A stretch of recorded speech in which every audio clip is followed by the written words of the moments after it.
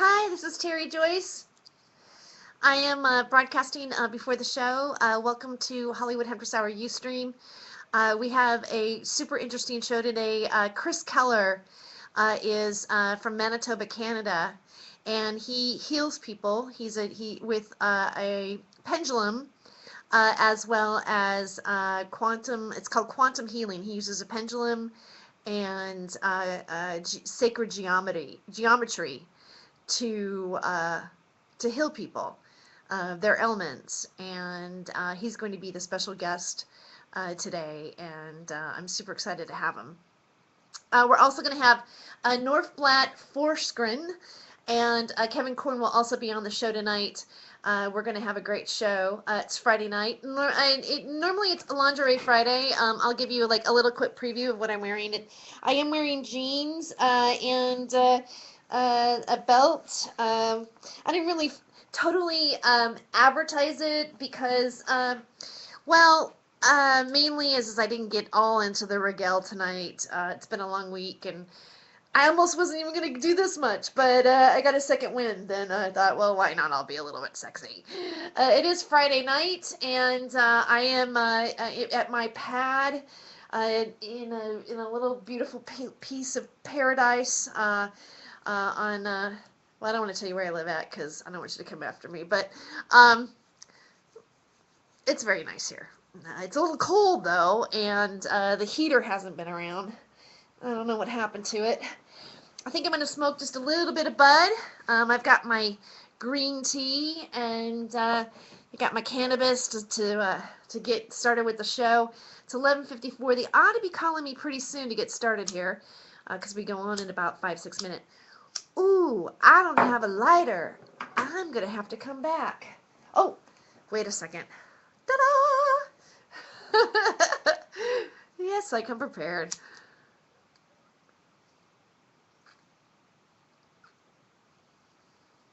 It's a little bit clogged tonight. To get my little poker.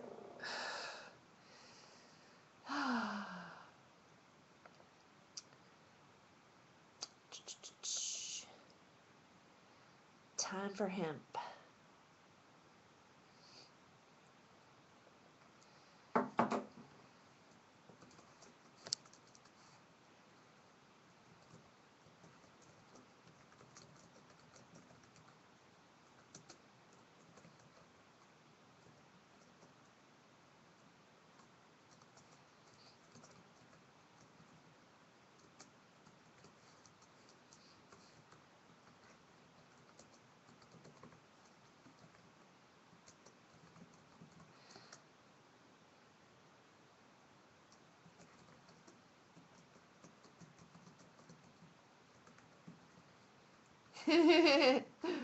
All right. Okay. All right. Oh, that's nice. Yeah. Yes, it is. Yes, it is. Yes, it is.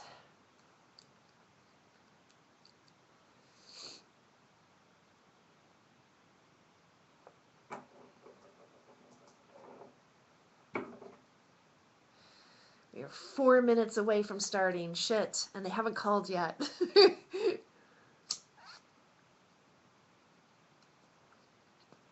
Let me see.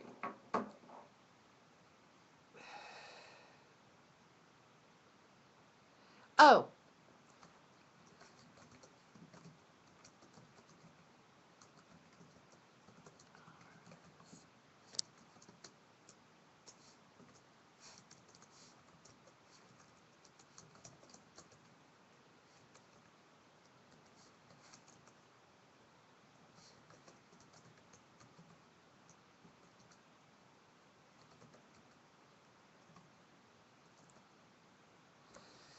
Oh, come on. Where are you? Don't do this. Open file. They're online. We had to be calling.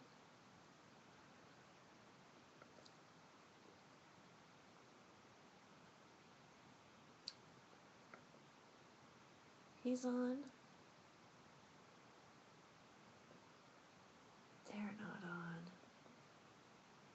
I'm on. They're not on yet.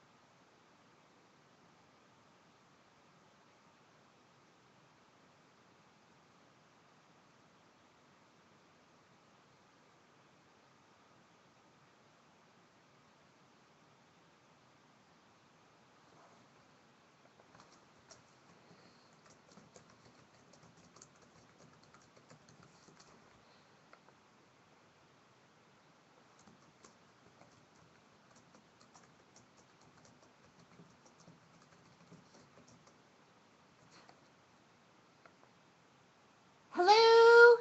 Happy Friday. I got nervous there for a minute. I'm just closing up the other show. Okay. Get Kevin on. Okay, let's see. Add to call. And then let's see, we're going to get No Fart. C-N-O-R. Does he mind that I call him that? I don't think he minds. I mean, I think he's a wonderful guy, so I never wanted to hurt his feelings. I think he's supposed to be a comedian, so I think he should get that, right? Well, he's not really technically a comedian. Oh. He's just a funny guy. I was saying maybe I should stop calling him No Fart Foreskin. He'll take it with a grain of salt, I'm sure. Oh, good. I mean, I mean it in love and jest and poke and fun because we're a comedian team, but I never want to hurt anybody's feelings, even by accident. So I got to be careful. Now, what's the name, y'all? Here's your Chris Keeler or Kyler. He doesn't know how to pronounce it. I'll ask him how to pronounce it correctly because I'm not sure. He doesn't know how to pronounce your name either. He doesn't have his Tara or Terry or what. So that's great. That's funny. That's Chris, right? We start at C. Chris Keller, I think is what it is. He added him with a K or a C? K-E-H-L-E-R. K-E-H. There he goes. All right. Okay. Add to call. Wow. Man, I tell you, you'd almost think I wasn't hot. All right. Oh, did I say that out loud? Hi, Chris. How's it going? Good. How are you? Waking up. I know it's a midnight show. This is when our first break happens until the 17th after 12. I usually just chat with my co-hosts, and then I'll bring you on after the first commercial. Sure. And what? Oh, okay. I thought I saw Northblatt speak for a minute. And then the second hour, we kind of go into just like a topical discussion about stuff. But I thought would be interesting if you wanted to stay for the second hour. Would be that I have a friend of mine wrote a post in the Huffington Post about Obamacare.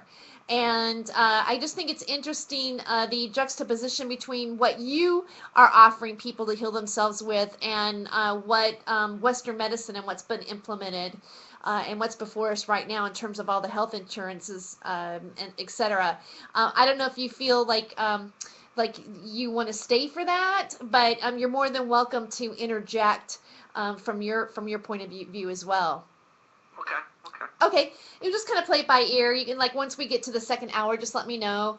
And there's no pressure either way. I just thought that maybe the two coincided together, and also the fact that you're on a cannabis show, which is also considered to be an alternative method of healing that isn't necessarily recognized yet.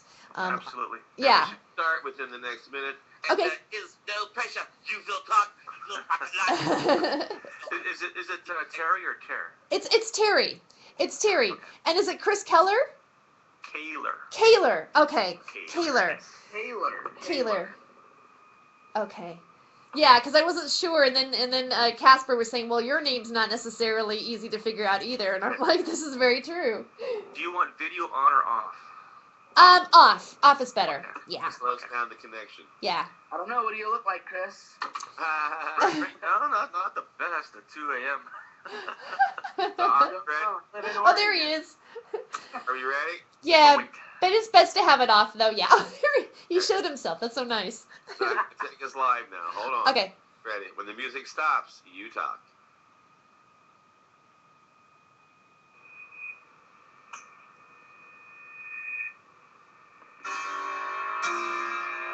Imagine a town where there are no small joints, just small stoners, where Kush is a girl's best friend, and law breaking is the new liberty. It's the Hollywood Hemptress Hour, hosted by your honey blonde hemptress, Terry Joyce. Welcome to Hollywood Hemptress Hour on the Time for Hemp Network on iHeartRadio. I'm Terry Joyce, your host. This is Friday night. I always love the Friday night shows for some reason. And with me are my co-hosts, Northblatt Forsgren from Trips, and a cast member from Trips, a new web series on the internet. Also a producer for the show. And also I have with me Kevin Korn from Hardcorn Entertainment, also producer and cast member of Trips. So welcome back, you guys. Woohoo! Thank you for having me back. Jeez, yeah. It's so funny to look at your picture in Skype, actually, in Northblatt, because it was from the Comic-Con, and you've got some strange guy in a clown with a hairy chest. That's not a strange guy. That's Roxo the Clown. Oh! I don't know who that is. Oh, you've never... No. Oh. Who's Roxo the Clown? Yeah, Google Roxo. Okay. Roxo the Clown. Yeah. He's a fun character. He's probably my favorite character that I saw at Comic-Con. Where does he... In fact, I almost peed. You can ask Kevin. I made him turn around and take a picture of me with old Roxo. And then he broke down and told Northblatt, "You're the only one who's asked for a picture." No, but really, now where is he from, though? I mean, is it a comic book or is it a cult movie? He's from a cartoon called Metalocalypse On Cartoon Network. on Adult Swim. Okay. And he's Roxo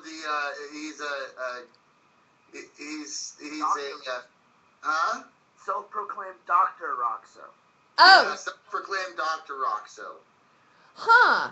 Well, Dr. Roxo, baby! Woo! Does cocaine.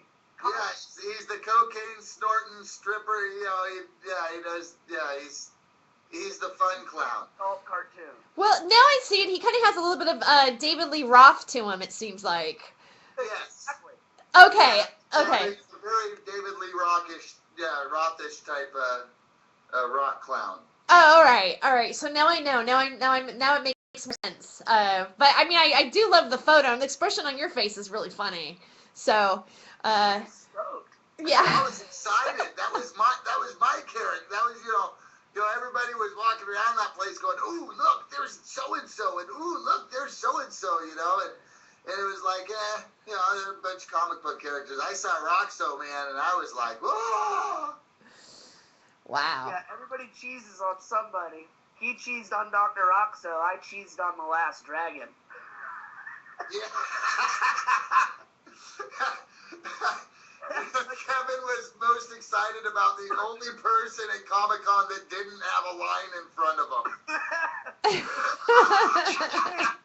You have no idea how many jokes I have written, how many times I have mentioned that in just conversation. That movie was epic for me growing up, The Last Dragon. I don't know if you guys have seen this movie, but it's about like this like half black, half white, like mulatto kid in New York and Brooklyn who's like studying to be a martial arts master, and he's got to find his power. You know what I'm saying? Uh-huh. I've And, never seen it. I need to see it. Yeah, and there's this other guy who's like the bad guy, and he's like this over the top gangster in like these 80s leather outfits called Shogun. Oh, you gotta love 80s leather outfits. Yeah, it's totally hilarious. It's a great movie. It's totally funny, but the whole thing was all about becoming the master and mastering your powers. And at the end, the bad guy actually gets the powers, and he has this famous line. He's all, because the main character's name was Leroy, right? Which was the guy we met. It was the guy who played Leroy in the movie. And what's funny is this movie came out in like 1983. And he's still doing Comic Cons. It was the only things that he had out were pictures of him in that movie. The only thing he's ever been. Well, at least he was in a winner. There's a lot of actors like that. He was in a winner. He was in a winner.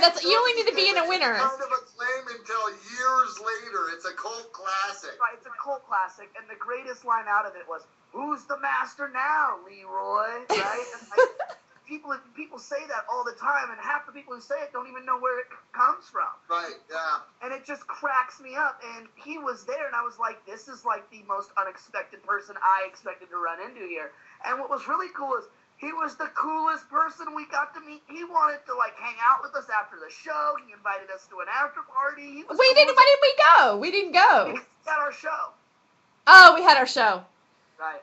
Yep. We could have, after the show, tried to go hit up that after party, but at that point, I was just like, let's get out of it. We're in downtown Salt Lake City. Yeah. We had our own party going on in Salt Lake City. I tried to We kind of did. We did what we had to, right? I think that night we had girls up on top of the motorhome dancing and shit. We had girls on top of the RV dancing while we were doing the interview that didn't, for some reason, that interview came out great visually, but absolutely no sound. Well, we lost a lot of sound. I don't know what it was. I mean, it was our first time ever a live stream, and I think we just accidentally like pushed the mute button or something. I think it was something really stupid like that. Right. Yeah, but On top of an RV that night in Salt Lake City, that's pretty cool. yeah, we stayed out in the parking lot there too. We had a great time. That was for those of you who are just tuning into what we're talking about. We were part of the Salt Lake City Comic-Con in Utah, and Kevin's cousin has it was Unibrow Comics.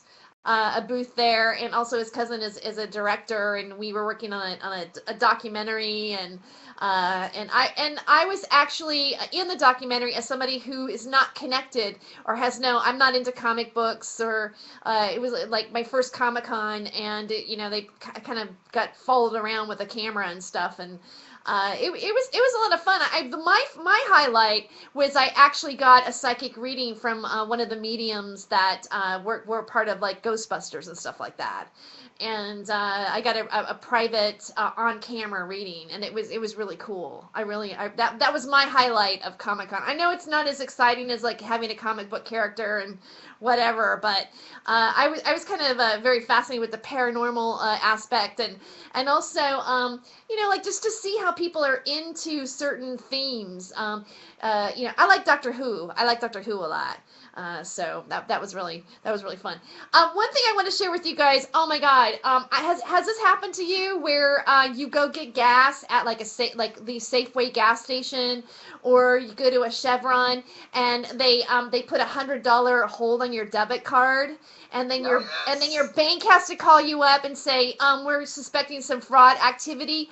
Oh, that makes me so angry. And it takes a week for the money to go back on your card. It does? Yeah.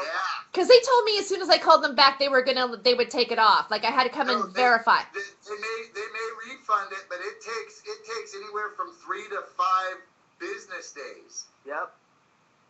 You know what? I just think it's criminal. I think it's criminal. It's a son of a bitch, man. You know what? And the worst part is in Oregon, it's illegal for you to pump your own gas, right? Uh-huh. You got to deal with the retarded, like, high school kid who takes your card, and if you don't have that like, let's say I have $80 in my bank account, and I'm going to fill my gas tank $50, right?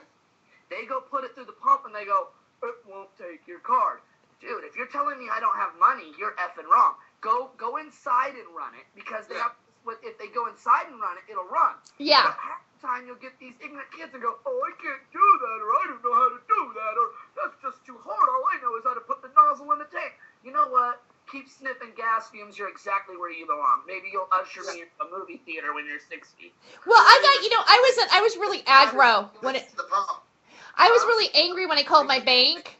And so I said, and I was like, just the whole thing irritated me. I shouldn't have really taken it out on the girl that was there. But she goes, I go, you know what? I think it's criminal. I go Chevron and the gas companies. I go, it's criminal that they put $100 hold on your card, and then I have to call you. She goes, oh, well, all of them do it. I go, no, Arco doesn't do it. She goes, yes, it does. I go, no, it does not. I go, Arco charges you 35 cents. And I was going on about the different, like, we were having an argument about the fact that some of them don't and do, and then finally I go, look, I am not here for you to tell me or convince me of what's happening or not happening. I was not nice. I feel kind of bad, and finally, like, she wasn't giving me the right. I go, so can you tell me if that's what happened? I go, is it because Union 76 made a hold of my card? And she goes, no, I can't tell. I go, well, then why am I calling you? I go, if you can't look at the records and tell me why I'm calling you, I go, I've wasted 30 minutes of my life dealing with this. And I go, you know what? I want to talk to your supervisor, because I think I deserve the right to know why you're suspecting fraud on my card. And, the supervisor came out, and she explained to me, that I'm still kind of confused why or what happened. But she says, oh, we got to do this because blah, blah, blah, blah, blah. We can, make it so we don't, like, track you. But then if you do have fraud, you'll have to, like, track it yourself and blah, blah, blah, blah, blah. And I go, well, is it because of that $100 thing? And she goes, yeah. And, she's admitting to me that, about how that is. And I go, look. I go, I know. I go, they're corrupt, and I go, and the people you work for is corrupt. I go, I'm sorry that I'm, like, irritated or I'm angry about this. It's not your fault. It's not really my fault, because you're simply working in a system that you have to, like, work in. I said, but the whole thing is not right. And she goes, you know what? And she copped it to it. She goes, I totally understand what you're saying, and I also have my own personal opinions about what you're saying. And I go, so I did finally have, like, that makes you feel better. That did make me feel better, because I thought, okay, I finally had a point of realization and a communication, and then I kind of calmed down, because, like, sometimes, like, I find that, I'm angry at the wrong person. I'm angry at a person who's just, like, trying to put food on their table like I am, and we're all just basically, like, caught up in the system. And so that's why I'm really glad I have this show to talk about it, because guess what? We could run our cars on vegetable oil if we wanted to. I went all the way to the Seattle Hemp Fest in a car in vegetable oil, and I've documented. I live stream it, I document it, and it will be on my YouTube channel really soon, and that entire experience. And we could also run our cars on hemp. The whole thing is there's no reason to be fracking. There's no reason to be drilling oil. And there's no reason why the American people can't get their gas without having $100 hold on your card. Not even hotel rooms do that, unless you're going to have incidentals. Okay? Yeah, no, you're right, and they don't. Right. And, like, with me, on one of my cards, because I have a prepaid card where all my settlement money goes on, right? And when I use that card, right, it will not work in a gas pump at all, anywhere in the state of Oregon, because it's a prepaid card, because it will not allow them to charge me. So they have to go inside and run it, or I have to go inside and run it every single time. And what pisses me off is I will go to gas stations where they will refuse to walk inside and run it through their merchant account machine. And it's like, really? It's that hard of a process to walk inside and swipe my card that you're going to make me go somewhere else? You're going to lose my business? Go fuck yourself. I'm out of here. Wow. All right. Well, on that, we'll be right back. We're going to take a commercial break, and we're going to be right back with Chris Kaler, who heals with quantum physics or quantum healing.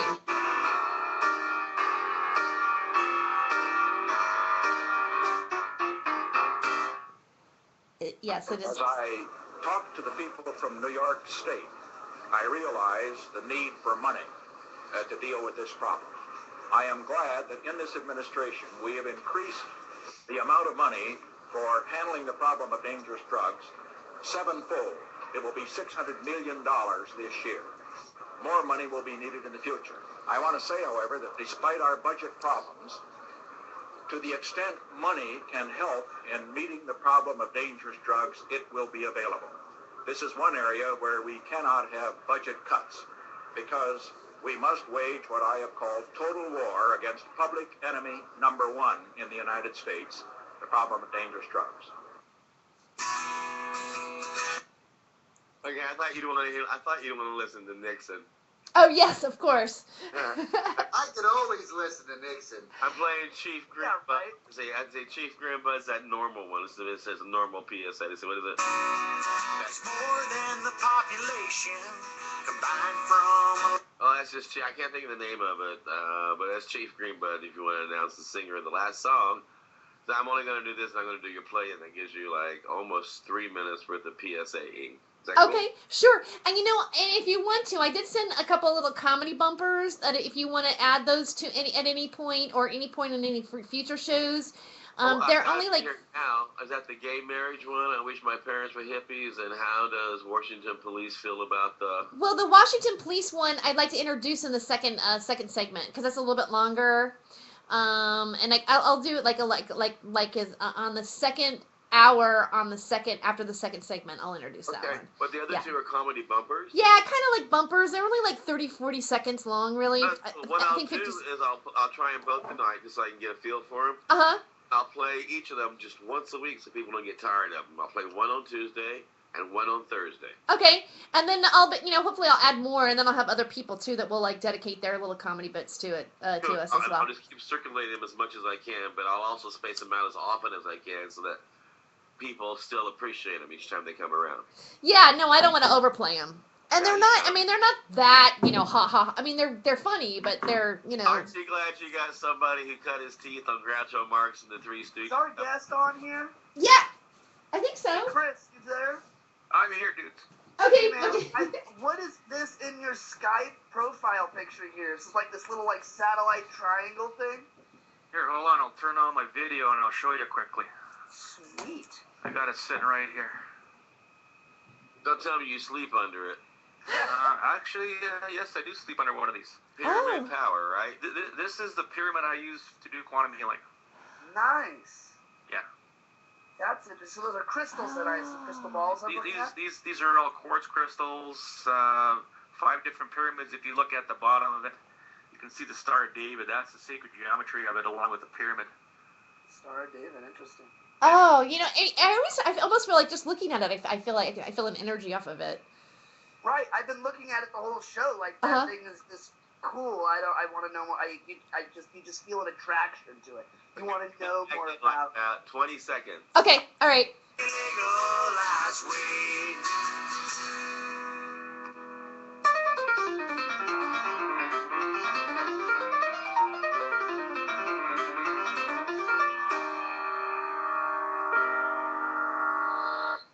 Welcome back to Hollywood Hempress Hour on the Time for Hemp Network on iHeartRadio.com. I'm Terry Joyce. I'm your host. In studio, I have my co-hosts with me, North Blatt Forsgren, and also Kevin Korn. And we have a special guest here tonight. And what I love about this show, and one of the reasons why I advocate legalization of cannabis and having it be legal as a medicine, is that it's an alternative healing method. And I mean, alternative is kind of an interesting term if you really think about it. Alternative comedy, alternative healing.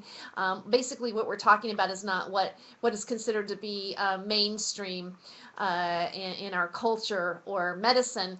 And yet, I don't know about some of our listeners are out there. I would suspect you are feeling the same way as I am, but I'm losing less and less faith in Western medicine, and feel that the objective isn't really to heal us at all. And so our guest tonight is Chris Kaler. He is a quantum energy healer who uses the pendulum and chart method of finding the root cause to any and all health problems. Once this is found, Chris then uses sacred geometry, such as pyramids, to neutralize the problem-causing stressor. Chris uses this protocol to work at a distance over the telephone or Skype, and people in other countries like Australia, Germany, Kuwait, and US have benefited greatly from this method of healing. Chris is the owner of Chris Kaler Holistic and Quantum Point Technologies in Winnipeg, Canada. Welcome to the show, Chris. Hi, Terry. Thanks for having me on. Oh, I'm excited to have you on, and I'm also excited to hear more about quantum healing. Now, my first question is what is exactly being a quantum energy healer? What does that what does that entail? Well, as you said, it is an alternative way of dealing with a health problem. When you're working with quantum energy, it's a twofold process. First of all, like we said in the bio, it's working with a pendulum to find the health problem. So first of all, you have to have a realization or an idea of what any possibility could be involved with a health problem. So when, let's say, somebody comes to me and they've got diabetes. So we need to know why you have diabetes, because 5 different people can have diabetes for 5 different reasons. So when I use my pendulum, it's going to tell me if there's a virus in your pancreas, if there's a parasite, if there's an excess of a mineral like a heavy metal or something within the pancreas causing it not to work properly and create insulin. It's also going to tell me on a spiritual level, is there an entity? Is there a spirit? Is there some type of voodoo attachment involved with the pancreas? So that's what I look at as far as what's going on. Then to work with at the quantum level, I use the pyramid that I've developed, and that itself creates a quantum wave of energy that we can go into the body at the quantum level. The word quantum means the smallest measurable amount of something. So the energy in your body, or the light photons, the light particles, are then manipulated because they do have a consciousness. And at the quantum level, the energy within, let's say, the pancreas is going to change, and we can neutralize any type of frequency that we find in the pancreas, like the virus, bacteria, whatever.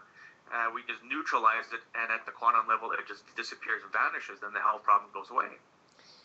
We did get a chance to see, one of the devices that you use, and the multi-layered triangular pyramid looking frame to it with the crystals inside of it.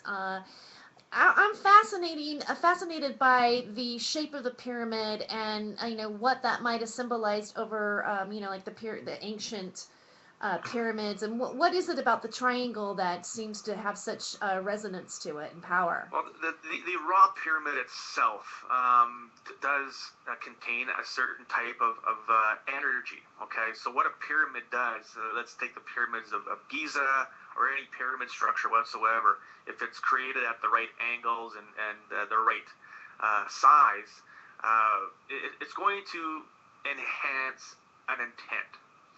Okay, the way the energy works within a pyramid is at the top of the pyramid, it starts off as positive ions, and as the energy flows down to the base of the pyramid, it turns to negative ions, which are good ions for your body, and those are the ions you get when you ground yourself to the earth. Okay, when you start taking pyramids and you start stacking them on top of each other, the way I've done, it creates another form of geometry. And if you look at the base of the pyramid, you can see the shape of the Star of David. Yes. Which in its own way is an energy source. It's a way to capture energy. When you start adding crystals like quartz crystals, different sacred geometry and magnets, and all these different things, it creates this mechanism that connects straight to Christ energy. That when you intend it to do something, you tell a virus to leave the body. This, on a grand scale of quantum energy, will make it happen. Now, do you find that, I mean, again, people that are on the side of Western medicine and also, they're not as familiar with psychic energy or using a pendulum or, just the thought of, other entities being attached to your body and doing things to you. Do you find, I mean, do you find people being skeptical to your methods at times? Of course, there's tons of people who are skeptical. Uh-huh. I come from a strict Mennonite background, and so a lot of my relatives will look at me out the corner of their eye and think that I'm the devil himself. There are so many people who are skeptic, but at the same time, there's so many people who are waking up to the fact that there's something else out there other than just going to the doctor and taking a pill for the rest of your life. A lot of people are getting really fed up with the bullshit that they're handed on a daily basis about a health problem. Okay, is there a cure for cancer? Yes, there is, but there's more so a cure for your cancer, not one specific thing that's going to cure cancer. Well, not one specific thing that's going to cure diabetes. It has to be done on a personal level. So the skeptics are starting to put down their guard a little bit. And when they hear from other people and other family members that they've done something alternative and their health problem is gone, people start to open their eyes a little bit. And I'm seeing that more and more. Yeah, I mean, I'm fascinated with this kind of healing and especially the energy that comes from crystals. And I've been looking into stuff, like like the shape of the triangle and the Star of David. Now that's also used in pagan, isn't it? Like where the Star of, I mean, it definitely has a certain energy. As a matter of fact, I believe the Star of David was also, because we were just in Utah, where it was also in some of the Mormon architecture as well. Wasn't that right, Kevin? Yeah, absolutely. But I actually had I kind of had a question for him. I understand I've been doing some research on quantum healing real quick. And my question was this, a lot of it seems like it does with like excess energy and a lot of electricity in the body, which it talks about positive energy, which at the same time, if that was the case, there would be like anti-static. And a lot of the like debunkers say, if that was the case, how come they don't have like anti-static machines in hospitals and stuff? Which, if it's the case, they probably, I'm assuming they need to. It's not so much a case of when you're talking energy. It's not like you plug something into the wall and get energy. Where we're talking more about universal quantum energy, which is God energy. So when the word static, you say the word static, it's a different term that we're using, or a different focus on the word energy. So anti-static machines. All that's going to do is maybe ground you out. So electricity, we are electrical beings. If you look at our brains and our hearts, if we didn't have electricity in our body, they wouldn't be working. So grounding is a very crucial thing for good health. If you look at certain civilizations in the world, civilizations that still sleep on the ground or walk in bare feet, their health is generally a lot better than ours because they have a flow of electricity going through their body that's like an open circuit. Right. So is this anything like what Dr. Wilhelm Reich was into back in the 40s with the orgone, biomass energy? Yeah, it's right along that lines. There's so many different ways to harness the energy and to use it. Orgone is one very specific way. I got some work in what I'm asking is are they basically is it different names for the same energy that's being produced or released? Yeah, it's just like you go to buy a car. You're going to buy a car. You're going to buy a Buick, or you're going to buy a Ford. Okay, they're all still cars, but they're different types, different names, and they all do the same thing. Yes. Gotcha. Okay, so that's kind of what I was thinking, because there are, I mean, really, when it comes down to it, there's actual, religions that talk about the energy that the body releases and all of this stuff. I mean, so I can see where it's where it is actually going somewhere, as opposed to the medicine that we're practicing today. I think this is just amazing. Well, I'm a firm believer in self-healing, as I don't go to the doctor for anything. Just so you know, Chris, if you're an actual doctor, I've actually I've cut off 2 fingers, super glued them back on. I have full feelings in both ends of them. Amazing. Oh, sure. I've broken many a bones and taped them myself with popsicle sticks and tape. I've casted my own arm. And I mean, I refuse to go to the hospital because I don't honestly believe that I have to go there for them to tell me I'm hurt or I'm sick. If I'm there knowing I'm already sick, I already know I'm sick. I don't need them to tell me. They're not going to give me anything that I can't go figure out how to get or do on my own. Well, what All did they're we going to do? do is give me a bill. I think, Chris has a thought there. What did we do like 200 years ago when we had ourselves working on the farm or in the field or something? You fixed yourself, right? Right. Exactly. Exactly. And that power, and you're right, and that power can be harnessed, and I believe a lot of that is in the spiritual power. I agree with you 100%.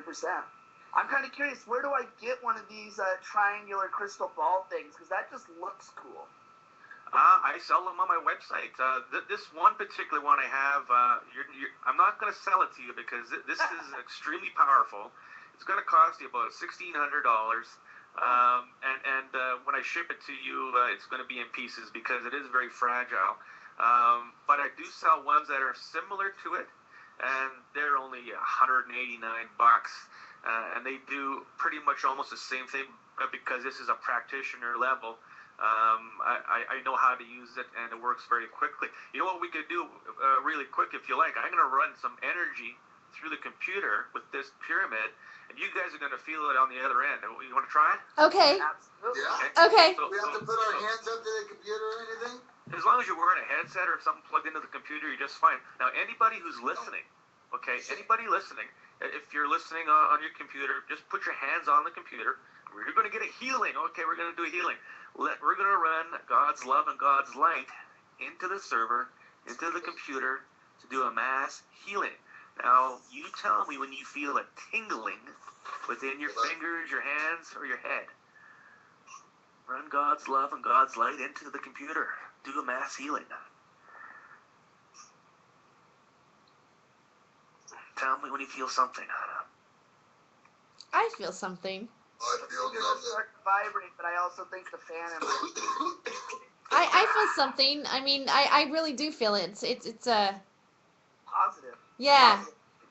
Yeah, I just feel really good too right now. Okay, so yeah, there is something happening, and everybody's going to feel something a little different when I do this. Everybody's different in their own way with the way they feel energy. But whenever I do a radio show, I do this, and the comments that come up later on are incredible. Like I've done this for people, do a mass healing, and all of a sudden somebody says, "Hey, my arthritis went away. Hey, my tinnitus went away." It is an energy that works. This is what I do for a living, full time, 5 days a week. 10, 12 hours a day sometimes. And the proof is in the pudding. This stuff works. The more people are hearing about it, the more people are trying to find it and trying to use it. The beautiful thing about this is that it's only going to cost you $55 a session. Lots of people do energy type of healing, alternative type of stuff like this. They're going to charge you like $300, and then you got to buy all their supplements too. I keep it real simple. 1 hour treatment, $55, and it works. Well, I mean, I really, I did really feel something, like just in my hands arms, started- everything. Yeah, and it's nice to hear. Yeah, I almost feel like speechless for a second. I'm like, wow, I don't know if I want to talk anymore. So, that's really nice. So how did you learn about this? Like, was it something that you just started to realize you had within you? And then, I mean, how did this all come about for you? It all came about, it was about 8 years ago, my first wife passed away. She had a rare disease called scleroderma. And, for 6 years I had to watch her suffer with it until it finally took her. Before I was doing this, I was in the printing industry, running large printing presses, and I was in management at my local newspaper. When she passed away, it enabled me to retire. So at 45 years old, I stopped working. Greatest thing in the world. And the old saying goes, one door closes, another door opens. I met somebody who does this type of work on certain levels, and I just was fascinated by it. So I started looking around, taking some courses, and I met some other people in other provinces in Canada who do this, met the right people, and within 1 year, I found myself with people knocking on my door, saying, "I hear you can do healing work," and started to pick up. And I thought, you know what? I think I could probably make a business out of this and do a lot more good for people. So I've been in my current clinic now for 5 years, and it's nothing but fantastic results on a daily basis. So that's how I got into it, and I have realized that this is a gifted way of doing it. I realize that this is what I'm supposed to be doing with my entire life. Everything I've done before I've been doing this has led me up, has trained me, has prepared me to do this type of work. I feel that way too right now. I mean, it's weird when you start to review your life and you go, well, I came from here and I went to here and then this happened and then that happened and then now I'm at this point here. And it's something that it's exciting to tap into that, and then for me it's a motivator to keep going despite whatever obstacles I might feel in the process of that. And on that, we'll be right back with more Hollywood Hempress Hour on the Time for Hemp Network.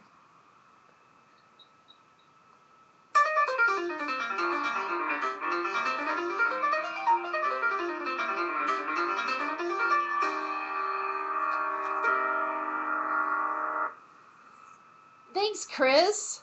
That was awesome. Yeah. I should have warned you. I should have warned you. You're going to be a little speechless after I did that. But I know, huh? I was like, oh my goodness. It kind of just, it's like my eyes kind of filled up for a minute, and I was just like, oh. I've had a lot of anxiety, from just starting the show and busy schedule and stuff. So it kind of it gave me like this really pleasant boost. American. Yeah, that's what it's designed to do. Yeah, and yeah, it's very fascinating. It just feels good. Energy. I mean, there is a definite transference of energy that happens. Oh, for sure. Brings positive results. What? Yeah, I wasn't expecting that. That was awesome. That was really cool. Yeah, it even makes Totally. you feel like you're not I'm not as quite as fatigued as I felt before, or Well, what it did there was just a general energy that is going to go in and do whatever it needs to do at this point in time. So it can do a mass healing for different people. When Jesus would touch people and heal them, that's what he did. He just ran God's love into them, and God would heal them. That's just the way it works. So, Chris, where does the term quantum healing come into it? Well, Where did that come from? Because we're working at the quantum level with quantum energy, it's quantum healing. Okay, the word quantum is very misused and overstated quite often. It's a neat sounding word. So there's quantum airlines and all these different terminology of the word quantum. So we're working with quantum energy, so it is quantum healing.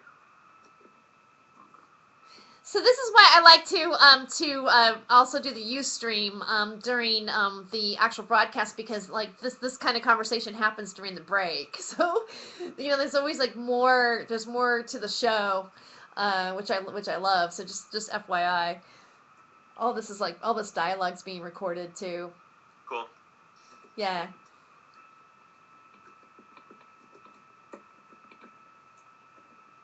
Kevin, I can hear your keyboard typing. Yeah, Jasper's cracking me up over here. It's amazing, what goes on in the chat during the show. Sometimes, I have to make myself not look at it, because then I'll distract me. I'm like, don't look at it, don't look at it. Right? Yes. I know, but I'm surprised you kept hearing the boink, boink. It just keeps going off. If I don't respond to it, it just keeps going boink. I mean, there's one point where I saw something it says, what was it? This is what got me distracted for a second. Something about being a butch motherfucker or something. I was I can't look at that right now. You are a butch motherfucker, aren't you? Yeah, I saw that while I was in the middle of talking. I'm like, no, don't look at it. when you were talking about how you fixed your own arm and bandaged your own self up, and I'm like, girl, I'm looking for a man just like that, motherfucker. You butch piece of Jesus Christ. You got hot shit. Fuck yeah.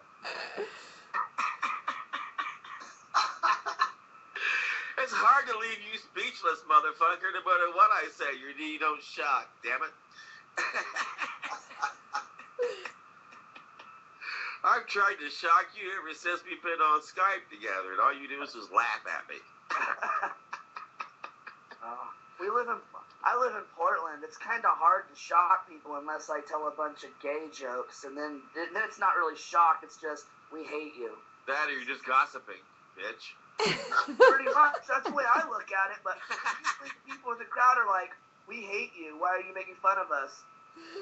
Get out of the pearl. My name of the weekends really is Anita Johnson. Get over it. Get over it. Hey, I don't understand why lesbians use dildos. They hate the penis so much. Yeah, no kidding. Tell me, huh? That one still confuses me. I ask lesbians that all the time, and they look at me like I'm crazy. It's like when I ask a black guy, you're coming back live now.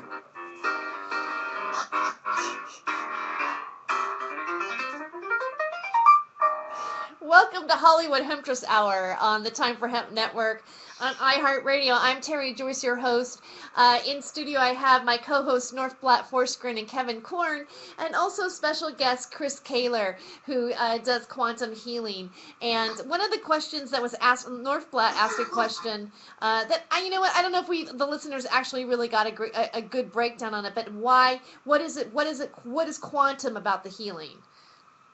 The quantum part of healing, of course, is we're working with quantum energy. And like I said before, the word quantum is describes the smallest measurable amount of something. So at its core, the quantum energy is basically light particles or light photons. And that's what they're doing at that Large Hadron Collider in CERN, Switzerland, is they're trying to create the God particle. They're trying to create the Big Bang. And that's the energy that we're working with. Quantum point energy, the quantum particle. No, cool. No, go on. Sorry. Yes, and that's what God energy is. That's the complete root makeup of all our bodies is this quantum light energy. You're talking about the Boson and Higgs, right? Boson Higgs, yes. Yeah, that's just awesome. That's wow. When I ran that energy for you, I ran boson Higgs particles through you. Wow. So they're spending billions of dollars on this collider, and I got it sitting right here in my lap. I have a question. There's something that you tipped off to. I actually listened to some of almost all of your interview with Roxy Lopez on the Truth Denied. I just love her show, and was listening to it, and you went into more detail. I'm very fascinated about having an entity attached to you that causes an illness. Yes, and so, or curses, or voodoo, and things like that. Could you go into a little bit more detail of that with our listeners? Yeah, when I do look for a health problem, there's always going to be a two-part to the problem. There's going to be a spiritual attachment, and you know what? Everybody's got some kind of spiritual attachment, whether it's somebody in your family who passed away and their energy or their soul or their being is still attached to your chakra system or your body. It could get into a darker form, which is more poltergeist, which are in German, poltergeist means ghost who makes noise. So when this spirit is in your body, he's actually trying to create havoc with your health and to make you not feel good, to give you pain. So what I do is I move these out. They're just energy. So you use energy against energy. You can just tell them to go into the light, tell them to leave your body, and 99 times out of 100 they do, and it really helps the process. When it comes to things like voodoo, a lot of people they hear the word voodoo, the first thing they think of is some Haitian sticking pins into a doll with your resemblance.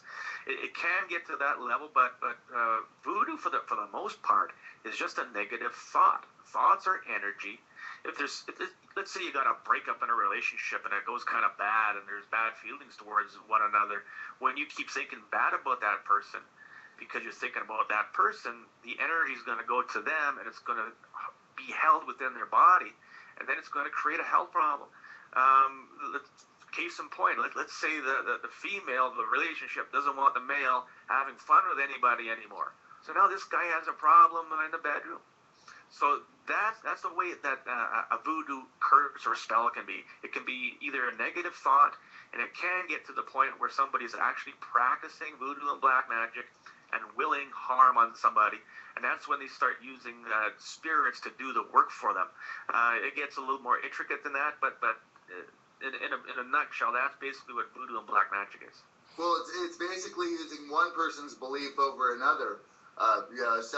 Some of it is getting one person to believe enough that they're cursed, that they're actually cursed, whereas the person actually inflicting it. And I think belief is very strong. I think belief can manifest new energy or dark energy or light energy. You can manifest anything you want. Exactly. I believe that strongly. And so I think it's that's really cool that pyramid. Gosh, I wish people could see it when you turned it upside down for us, the symmetry and the perfect sacred geometry that was that pyramid. Chris, can you send me? It's such a neat device. It looks really cool. I'd like to ask Chris. Can you send me some pictures of it? And then when I make this into a YouTube video, I can use it as the thumbnail maybe, or Absolutely. Okay, Absolutely. and so like people can actually see what North Blatt is talking about. There is a picture of it on my website. People can look at it there too. Oh, where's your website at? ChrisKaler.net. Okay, great. Of course, I would love for our listeners to hear where they can find you, and we'll make sure that we recap that at the end of the show. So let's say that how does one know that they might be psychically attacked, or somebody is there's a curse is on them, and if you let's say you started to suspect that maybe that was happening to you, what is something that somebody could do right away to maybe start to protect themselves before they can come and talk to somebody like you? The best thing you can do is if you know you're under we call it a psychic attack or a voodoo attachment or whatever, what you can do is you can envision yourself with a mirror around you. Okay, so you're in a ball of a mirror, like a mirror ball, so that when that energy tries to come into you, it's going to reflect off and go back to the person who's giving it to you. That's probably the best thing you can do. There's ways you can do smudgings, you can do all these different other things, but just sitting here right now, you can just envision a mirror around you. And for some people, if you do that right now, if you've got a pain somewhere in your body, that pain just might go away. Okay, all right. That's good to know. I actually met somebody a while ago that it was weird. I was at a party, and you ever have that moment where you look at somebody and you're like, you think we both thought we knew each other before, but we really didn't know each other. And I said, well, he goes, what do you do? And I said, well, I'm a comedian, and I thought he was a comic, and he says, no. He goes, I heal with light and sound energy. Do you know any, do you have any knowledge of that kind of work, and how does it intersect with what you're doing? Well, sound and light energy, it's all energy. Just like I said, a car is a car. You can buy a Ford, you can buy a Chevy. There's so many different modalities and ways to do energy healing. There's Reiki, there's reflexology, there's EFT, Elemental P, there's quantum touch. There's so many different ways. It's just how martial arts. Yeah, it's like sure. Martial arts. There's kung fu, there's karate, there's jitsu, taekwondo. All these Acupressure. different kinds. They're basically different ways of transporting the particles. There you go. Protons and electrons. Good way to put it. I'm actually a big believer in that, as I've met somebody who actually could literally move those protons or electrons. And it was the weirdest thing. He could physically move things, like by pushing without touching them. He would stop short of things, and everything would fall like dominoes. He could do it to people. He could do it to, it was one of the most amazing things I had ever seen in my entire life. And he did it through the transference of energy. And so that energy is definitely real, and it can be used, and it can be used for good just as well as bad. It's weird. Correct. Look at Chris Angel. Look what that guy can do. Yeah, he's got good camera tricks, don't he? I mean, getting back to Chris Angel, do you think he's really doing stuff, Chris Angel, or is he mostly smoke and mirrors? No, if you look at the video of him walking through the glass, the plate glass window. I haven't seen that. Tell me how he did that. He actually put out all the YouTube videos after he had his first show, right? And they took it off the air, but he was still performing in Vegas. He actually did a web series, which is on YouTube, which actually walked you through all of his stunts and all of his magic tricks, right? And Chris Angel's the first one to tell you, magic is based on perception. So perception is reality. He's really not doing anything that you can't do. He's just doing it in front of a large group of people, so once the group of people believes he actually did it, it becomes real. And he's very adamant that. But he sits you down, and it shows you in his YouTube series, him sitting down with scientists, special effects artists, and them working out all the scientific data of how to make his stuff work. It's actually really cool to watch. And how to make people believe. How they believe, and what angles it has to be filmed at, and how many people in the crowd actually worked for him. You know, when his first show, a lot of times when he did street tricks, and it'd show him stop a group of people, right, and he would do the trick, almost everybody in the group was in on the trick except for the mark. It's almost like old school hustling, like 3-card Monty and stuff. Huh. I wanted to ask, that's fascinating about how, magicians' tricks, and also, the question of, what part of it is are they actually really doing a different kind of magic, or what you would consider to be magic? What part of, of reality are they bending that we think, makes you kind of curious about that kind of stuff. One thing that I did want to ask Chris was the use of the pendulum. Was that something that you just how did you start using the pendulum and use as a source of information for you? Well, when I started doing this, I started doing what was called muscle testing, or applied kinesiology, where somebody holds, let's say, a herb against their chest, and then you press on a person's arm, and if the arm goes weak, you know that it's going to make a person weak. I started working with that, and then I bought a course to do pendulum work. And I just found that it was a much more efficient and accurate way to get an answer to the problem. It's taken me a good 6 years to get to where I am now with it, using it on a daily basis. And what it is when you're working with a pendulum is you're working with your spirit guides. Everybody's got a spirit guide of one way, shape, or form.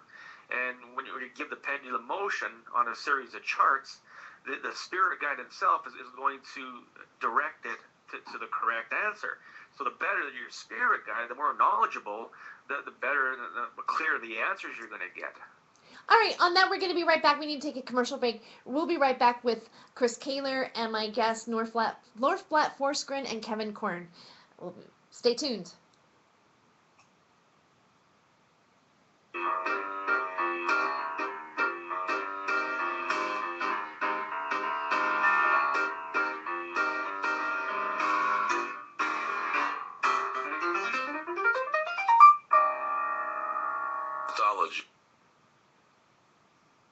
Okay, you are at break, and I'll make it a short break so you can get back to your conversation. Okay, all right.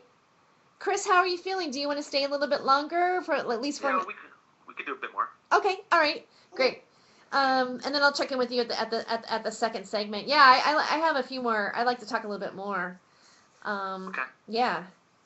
What you might want to touch on is things like Lyme disease, sleep problems, or anything that comes to mind. It doesn't really matter.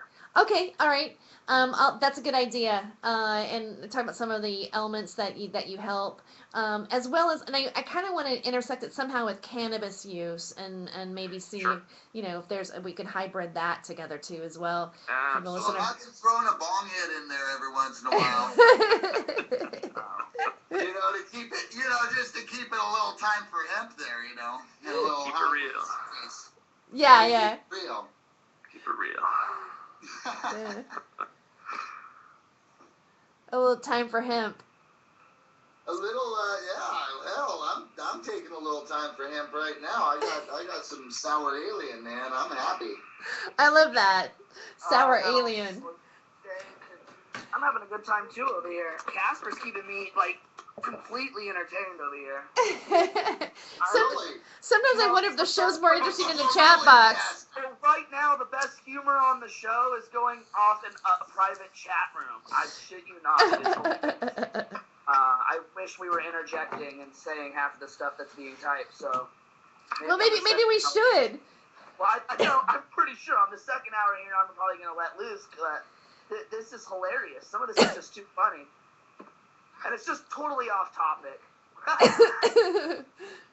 But it's just so funny. It's like I'm having a great time laughing over here. I have my microphone on mute because I can't even interject in the conversation because I can't stop laughing. Well, it's like Northblatt has a martini that he's on his I love the way he did the little martini symbol. I don't have a bong. I need a little bong. Well, we had a couple of viewers on the Ustream just now. I just glanced over, but one of them just left. So that was probably the NSA. No, just joking.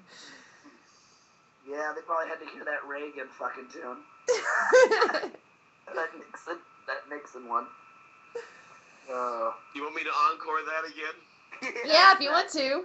Okay, I'll encore that again. Hey, tomorrow I'm gonna put up as my picture, or not tomorrow, but Monday, I'll put up as my picture the Nixon for governor poster that my old man's got in his fucking hallway. New York State, I realize the need for money to deal with this problem.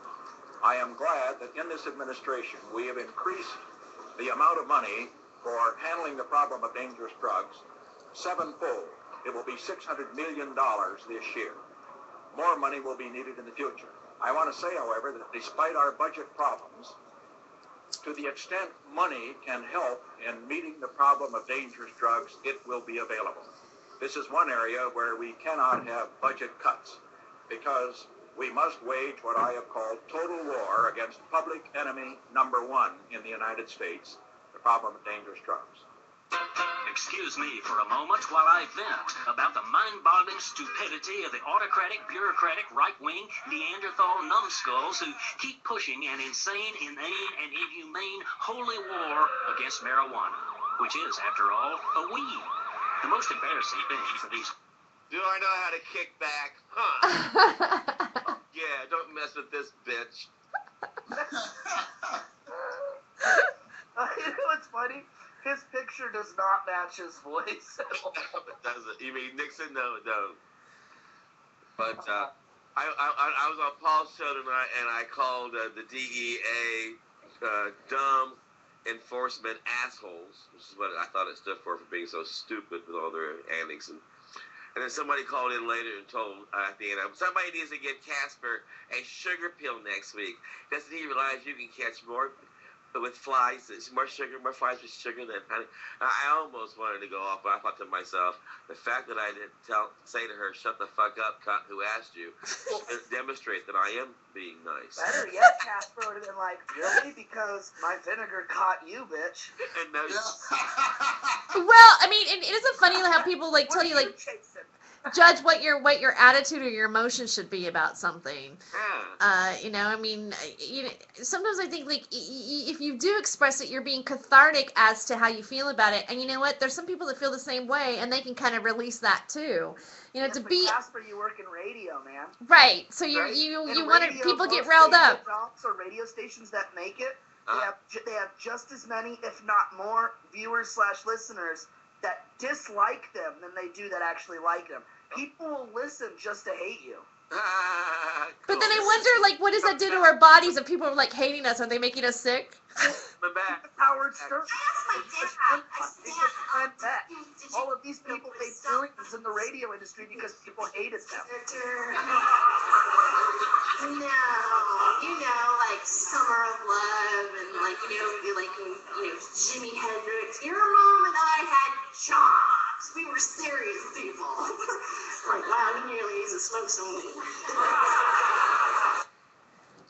Welcome back to the show.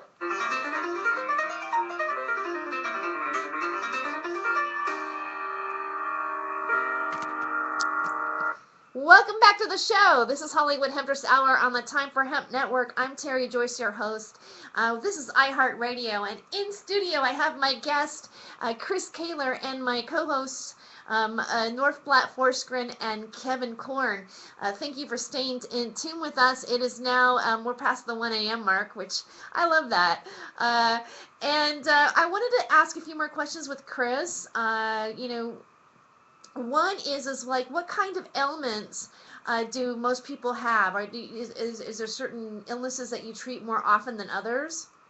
Yeah, there's an array of commonality with health problems. Probably one of the biggest contributors to a health problem is parasites. One of the things I do in my clinic, I can't do it over Skype, of course, but I can do live blood analysis. If you take a drop of somebody's blood, put it in a dark field microscope, you can actually see little parasites within the blood. Parasites attribute to probably 50 to 75% of almost all health problems in the world. If every doctor had a live blood analysis microscope in their clinic, they would be able to see what the problem is, prescribe a parasite cleanse, and the problem goes away. A lot of skin issues, a lot of allergic problems, a lot of allergies are due to a parasite. I didn't know you know that. what? If you got bad health, do a parasite cleanse. Wow. I mean, because you always think of allergies being caused by an allergen that's in your environment that you're hypersensitive to. I never thought of it as being a parasite. Yeah, you have to go down to the very root problem. So let's say you inhale pollen and you get a reaction. How come the person next to you doesn't get a reaction? You have to go down to the root problem. It's activating a parasite. It's causing the parasite to be active when you do that. When you eat a certain food, if you got a parasite in your gut, it's going to cause a parasite to be happy and be active and start eating the food. Another big problem that a lot of people don't realize, and I do a lot of treatment on, is Lyme disease. Lyme disease is probably the most misunderstood health issue out there. Lyme disease can mimic 250 different diseases and illnesses, depending on where the bacteria goes in your body. If it goes in your nervous system, well, there's MS. If it goes in your large intestine, there's Crohn's disease. If it goes in your brain, there's schizophrenia. It can cause all these different problems. And the thing with Lyme disease, it's very, very difficult to treat. What I do with Lyme disease is I use energy. You have to know what the bacteria is. There's about 14 different types of Borrelia bacteria involved with it. So when you know which one it is, you can move it out with energy, tell it to leave. Another way to get rid of it is by using liquid colloidal silver. I've heard about that. Yeah, silver's antibacterial, and it's going to kill the Lyme disease. So a lot of people will go to the doctor and say, I've got Lyme disease, I know it. I got bit by a wood tick, and I got this big bullseye rash. And the doctor will say, it can't be Lyme disease. There's no such thing as Lyme disease in this area. But Lyme disease can be communicable. You can get it from a mosquito bite. You can get it a lot of different ways than just a wood tick. So that is definitely something I consider when I'm working with a health problem, especially if somebody has a lot of pain in their body, arthritis, fogginess in the head. This could very well be Lyme disease. Wow, that's very interesting. Now, let's say that somebody has a parasite in their body. Can it be activated by, let's say, their emotional state too as well? Yes, parasites have consciousness. Okay, they're a live organism within your body, and yes, any kind of vibration within your body is going to activate them or cause them to stir up or become active, right? What is, and this is something that I've always wondered. Let's say you have, let's say you have an issue with your feminine power, or embracing, like the female aspect of yourself. Would you have, like, let's say you would have issues with with your female organs? I mean, and is that possible to cause a disease? It can be a contributor. Emotions. Hulda Clark, Louise Hay, is a big person who pushes that. Yeah. Emotions are the cause of all health problems. Of course, it's a contributor. It doesn't mean that because you have hate within your body, it's going to cause a health problem. It's going to be a contributor. So that's only like one aspect of of actually being ill, because for some reason, I guess maybe I have read too many like Louise L. Hay books that you begin to think that you're responsible for all of your own diseases that you are experiencing. On the grand scale, I mean, yes. If you're always thinking you're sick, of course you're going to be sick.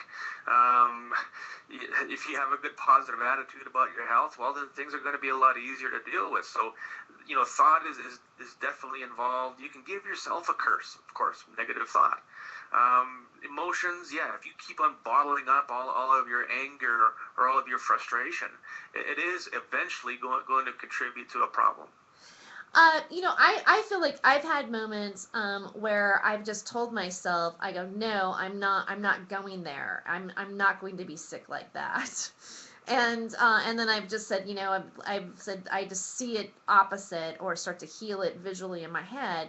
And I would testify that I've had my own personal results from that. You're doing quantum healing.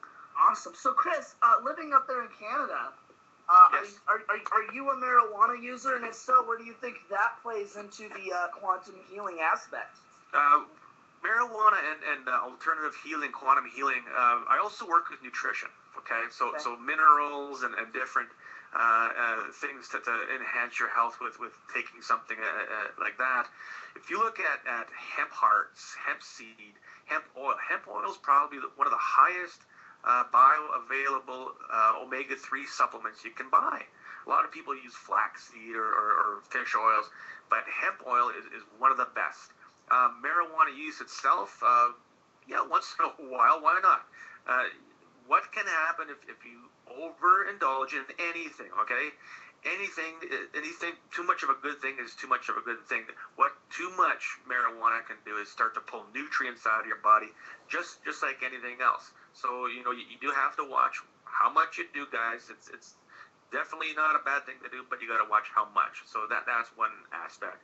But the nutritional value of hemp and marijuana is really huge. Do the research on it. Look on the internet. There's lots of good things you can do with the hemp seed, the hemp oil, to help your health. Wow. Well, thank you for sharing that with us and making that connection for our listeners. Because, don't you feel this way? I do, that there's so many different ways to get well or to even stay well. Well, Norflex gave me a great idea. Is there a way we can come up with a quantum hemp seed? Quantum hemp seed?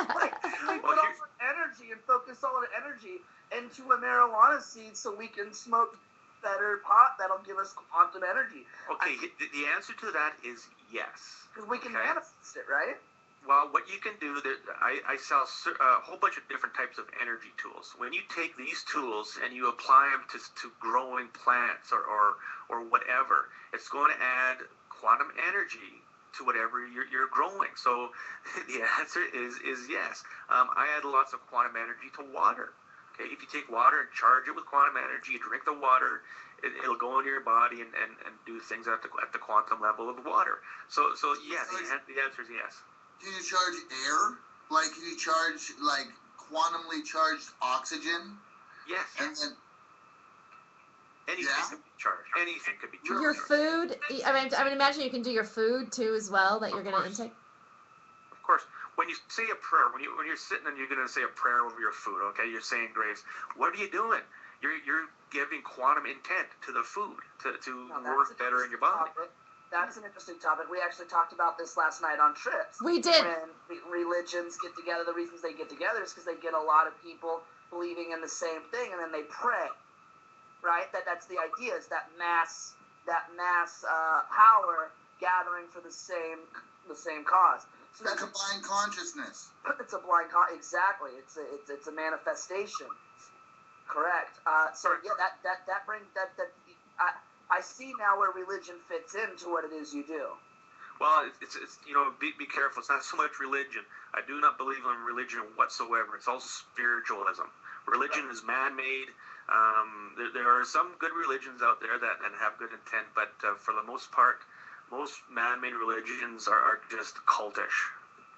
Yes, I would agree with you as well. And sometimes I feel that we confused being like what we consider like the term. And these are all just words, but being spiritual and also like and a religion. And sometimes they think they're the same thing, and yet they're not. I mean, that's what I feel that's out there. Well, playing the devil's advocate, I mean, you can't. They aren't any less real. However, is kind of what what I'd be getting at is that even though they are cultish, and the majority of them I think are under the opposite control of what they preach. I think that doesn't make it any less real. I think that many people believing in one thing, and has the power to move mountains. Whether it's for good, whether it's for bad, whether it's for whether they're just ignorant and don't even realize it. I think that harnessing that much energy in one place, in one mass, so to speak, is part of I don't know the ultimate answer as to how to harness our own energy. I think that the multitude of religions probably got broken up a long time ago, and at that time they knew how to do all this. They knew about the power that our bodies can create and the things that we can do that we've forgotten over the years. Yes, and that I believe is going to lead us to what we're like. I'd like to talk about after the break, as well. After our next commercial break, that's going to come up here in a minute. One of the things that how have we lost that knowledge? It's good that that Chris has something different to offer people, or maybe like Chris, do you feel that this is ancient healing? Oh, 100%. This is the raw form of healing. This is being done way before there's any kind of pharmaceutical drugs. People like me back in the 1600s, they used to burn as witches. Yeah. But this type of thing, like you go back to King Arthur times, Merlin the magician, and all these different alchemists were around, and people working with energy to conjure things, to make things happen, to do healing with. Okay, the biggest healer known to man is Christ. So it was done a long time ago. One of the things that happened recently, I'm just going to go ahead and share it. I like a couple of weeks ago or so, the word hermetic seal came up in my dream, like right before you wake up. And a couple times, like I think I woke up and went back to sleep, and I woke up and went back to sleep again. And then I Googled it on the internet. Finally, I go hermetic seal, and it's a geometry symbol. And it symbolizes, I believe, alchemy or the transformation. Do you have knowledge about that particular symbol, Chris? Not that particular symbol. There's so many different symbols that can come forward when you're doing this type of thing. The one that really comes to my mind is the Flower of Life. That is a big one for me. When you talk about the Hermetic Seal in Winnipeg, our legislative building is completely full of called the Hermetic Code, and all these different ancient symbolisms and all these different designs, and that, you know, all these different rooms are completely done to specific cubic feet and all kinds of different hermetic type codes within it. So sacred geometry is all around us. A circle is sacred geometry. A square is sacred geometry. You add dimension to it, make a cube, that's sacred geometry. So it's everywhere and anywhere. Wonderful. Well, Chris, you know what? We have to take another commercial break, but we'll be right back for more Hollywood Hendrix Hour. And my guest, Chris Kaler, and also North Platte Forest Green and Kevin Korn will be right back after the break.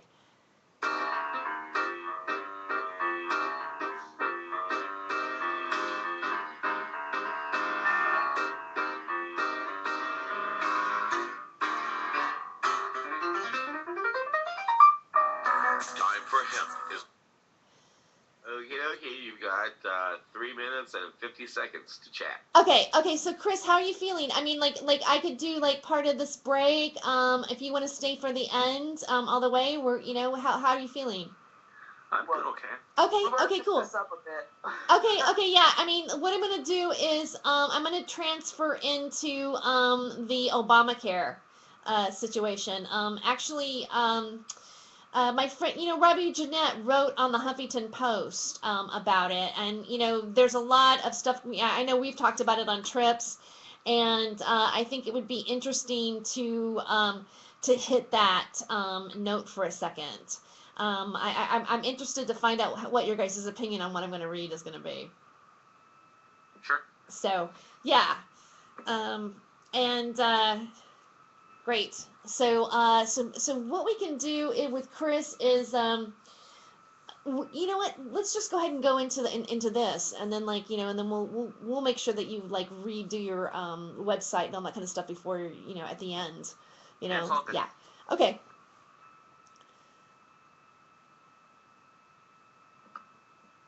Go by the way you sit, the stations that you listen to, the temperature that you like the vehicle to be in. Firing a gun. At least one U.S. company is trying to make a gun that uses fingerprints to make certain that the person who is using the weapon is the one who owns the weapon, making an attempt for it should it get into the wrong hands, that the wrong hands can't use it. For your home entertainment, we will soon be able to just use our finger with the remote control, scan our fingerprint onto it. Our favorite programs will pop up. A list of all programs that we haven't seen in the past week will be there.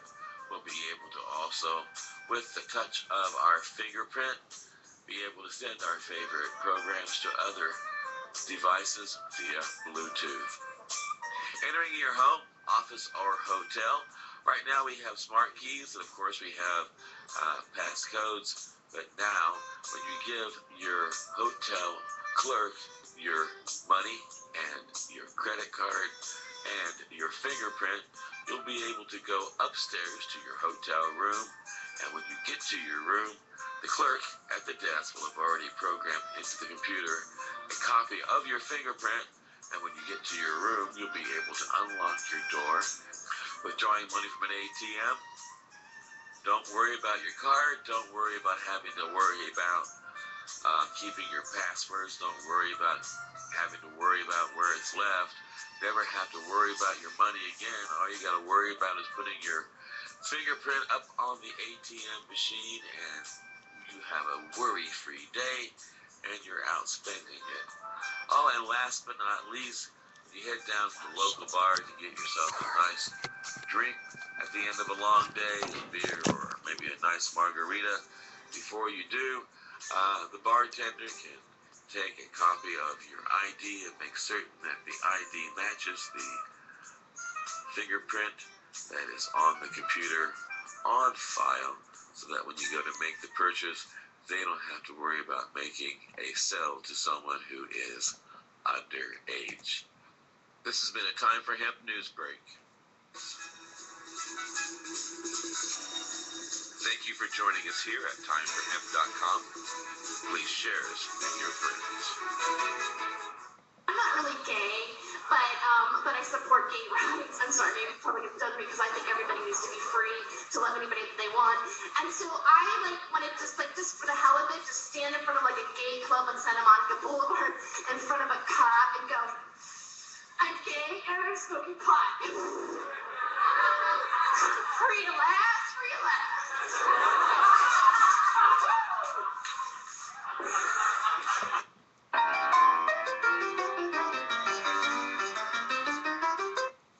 Welcome back to Hollywood Hemptress Hour on the Time for Hemp Network on iHeartRadio. In studio, I have Kevin Blatt,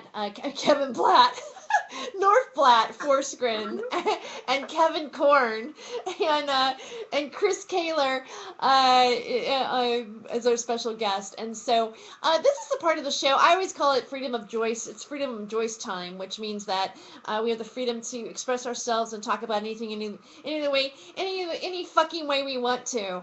And right now, I find that the Obamacare, our health insurance situation here is a very, very hot topic right now, especially since that, our government shut itself down because they weren't happy with it or couldn't decide any decisions, and now people are trying to sign up for it, and they're having issues with it on the internet, and hardly anybody's signing for it. I mean, it just goes on, and one of the things is I want to read a post from the Huffington Post that Robbie Jeanette wrote. Robbie Jeanette is actually a musician that wrote the theme song for Hollywood Hemptress Hour, and also was on my first week co-hosting here. And the title of it is why was your health insurance plan canceled and not upgraded?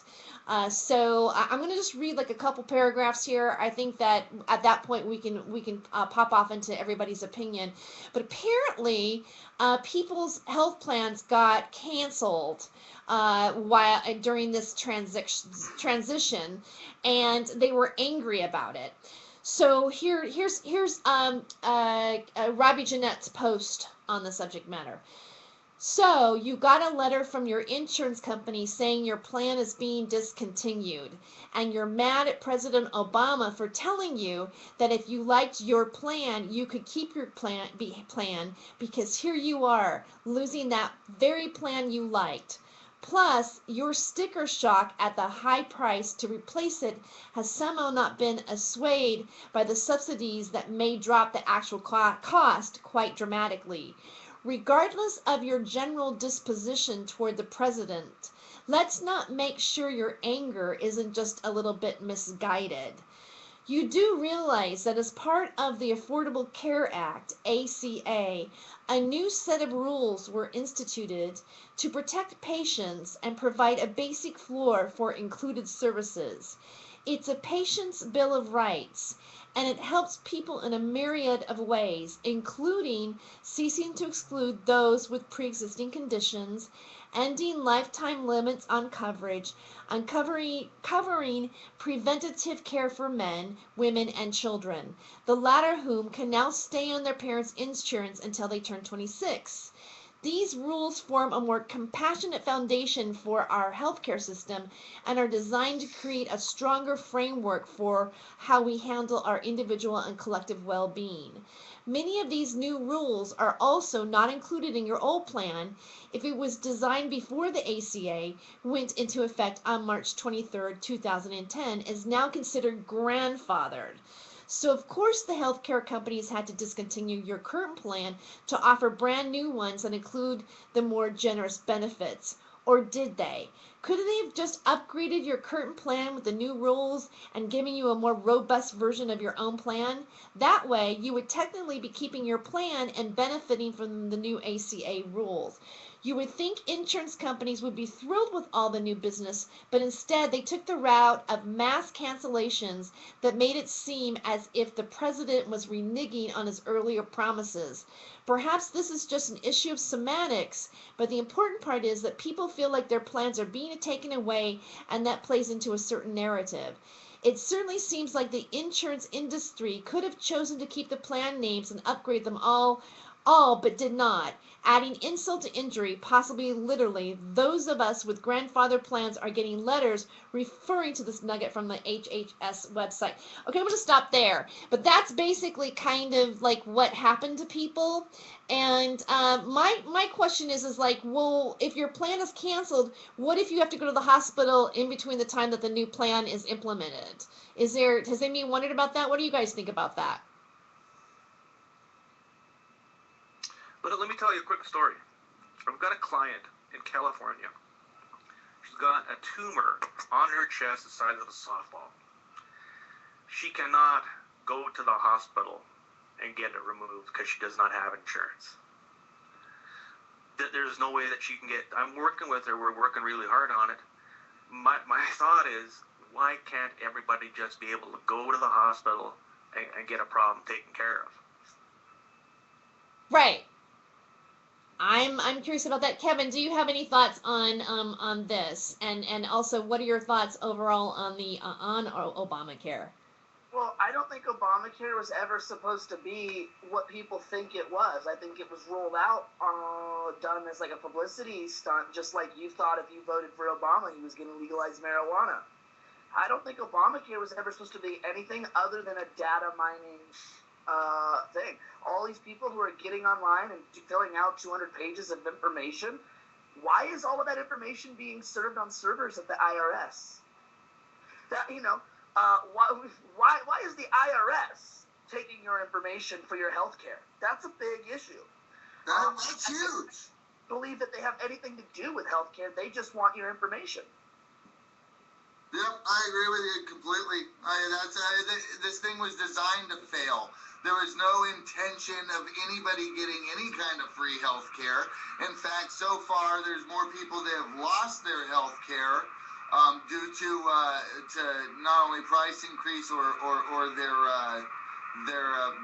employers lowering the amount of hours they get, so they can't, they no longer get the health care. I mean, it's a sad situation. It could have been avoided. It wasn't. I really don't know what we can do about it other than impeach. I've been preaching impeach for a long time. Impeach. In fact, I think that might just be my shameless plug tonight. Because you can't just impeach one. You got to impeach them all. And then you got to go back. Impeach the whole fucking lot of them good old boy bastard fucks. And then go back and get the ones from the last cabinet and the last people, too. Not only should they be impeached, but they should be charged with actual war crimes. Oh, Cheney and Bush need to be fucking charged with war crimes. There's so many countries after them right now, though. I mean, I don't know if it's ever going to manifest any farther than what it is, but they're definitely keeping our eye on Snowden right now instead of fucking Cheney. So basically, I mean, like, I want to point out, you guys feel that that it's see, this is how I feel about, instinctively, this is how I'm feeling about Obamacare. I haven't even gone to a website yet to fill out my paperwork because I feel reticent for some reason, and I feel I have to check out a bunch of boxes and go through all this stuff, and I'm like, I've lived most of my adult life not having any insurance. I hardly ever go to the doctor, and you know what? I'm not very sick very often, and I don't know. And my feeling is that I'm afraid to go to them because I think that if I go, then I'm going to start getting sick. And and literally, I took care of a senior citizen, and once we took her to the hospital, she was never the same, just never the same. And what she was diagnosed with wasn't that big of a deal, and it was one of their procedures that they gave her that that made her somehow her bowel got perforated in it. It was a colonoscopy, and she went septic, and the whole thing was just to walk through that with her and to see the hospital really not have a sense of compassion for the patient whatsoever. But I simply got phone calls constantly about like what they wouldn't even take the time to tell me why they needed to do the procedure to her. They would just like talk to me like, we just need you just like to verify this thing for our insurance reasons, so this paperwork can go to this person, and then the doctor can do it, and then they can legally do what we think the treatment that she needs to really have right now. They would even like talk to me and say, hey, your friend is, this and this and this, and because I was her DPOA, I became her DPOA. It meant that I made all of her medical decisions for her, like as if she was my mom or a relative, although she wasn't really a blood relative for me. And they didn't even know that half the time. They literally thought that they were talking to, I was her daughter. And I feel completely appalled by the way they talk to me, how they just basically go, hey, she needs this, can you sign here, or can you verify this, can you say this again from the in front of the other nurse so we have proof here. And it's all about legalities and paperwork. And that's why I feel like with Obamacare, I'm not going to get anything different. Like as Chris was saying, why can't we just go to the hospital and be treated? Why is it this big money making business going on? Like, why are we being treated like we're doing just regular car insurance?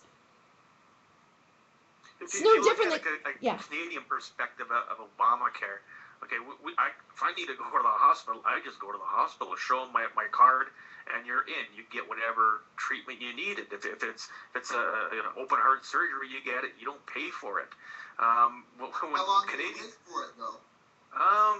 Of course, there's a wait. Yes, there's waits. No, to see a specialist, sometimes you're looking at a year and a half. Okay? Really? See? That's what I'm talking about. Yeah, there's wait times, but the whole healthcare system in itself is just, doctors aren't at fault. It's the healthcare system that's at fault. And when it comes down to insurance companies don't make money if they pay out. Okay, so they're going to find any way possible not to pay out. So that if they're going to make it difficult to pay out, people aren't even going to bother getting involved or getting on the boat with it. So that's what they're doing. They're just making it really, really hard for people to access health insurance and health care. Right. Well, this is the conversation we need to have here in America, because everybody seems to think in America they want a universal or single payer healthcare system.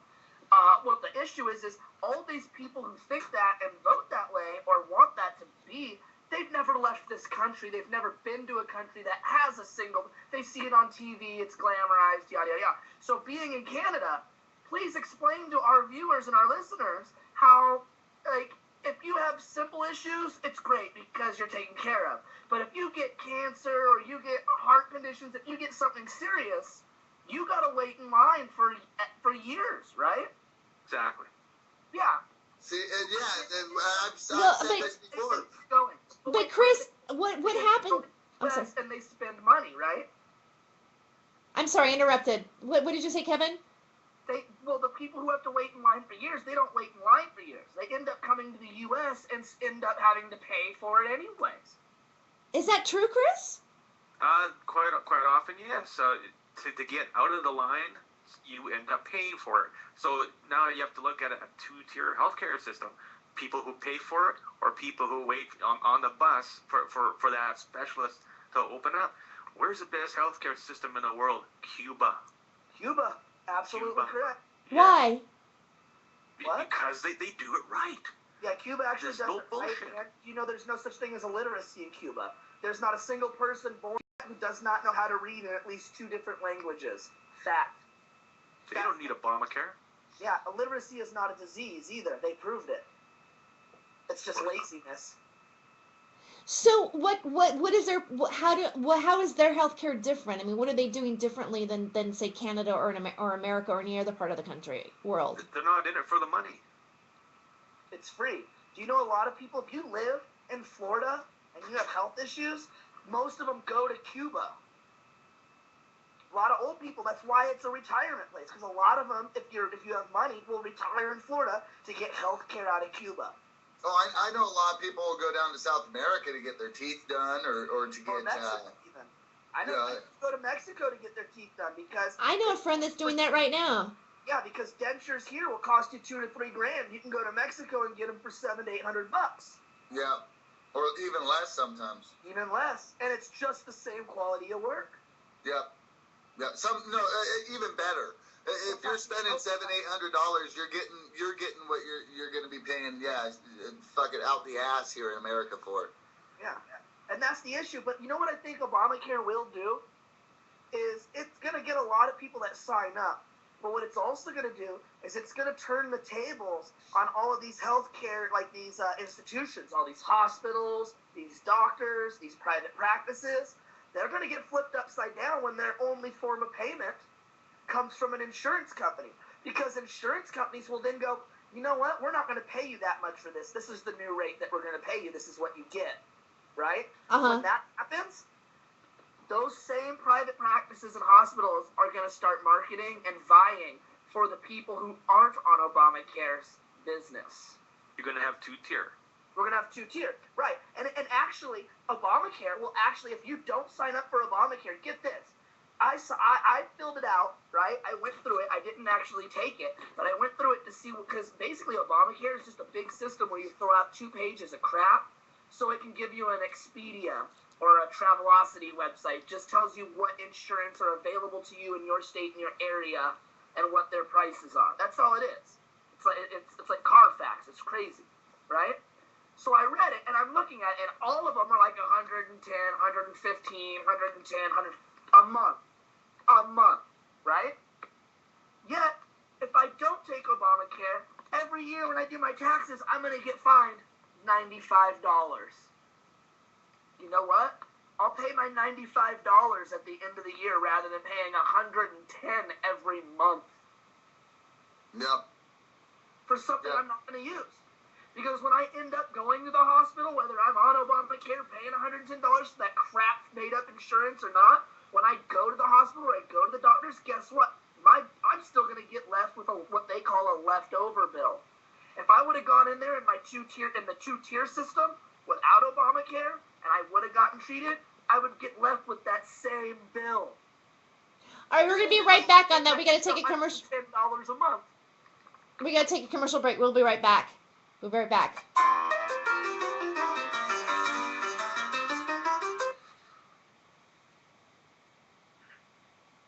Okay, you can chat during this couple of minutes. Why do you think so many people are going alternative now? You know, the prices of healthcare, it's confusing, it's dragged out. You call somebody who does alternative, and the problem is fixed.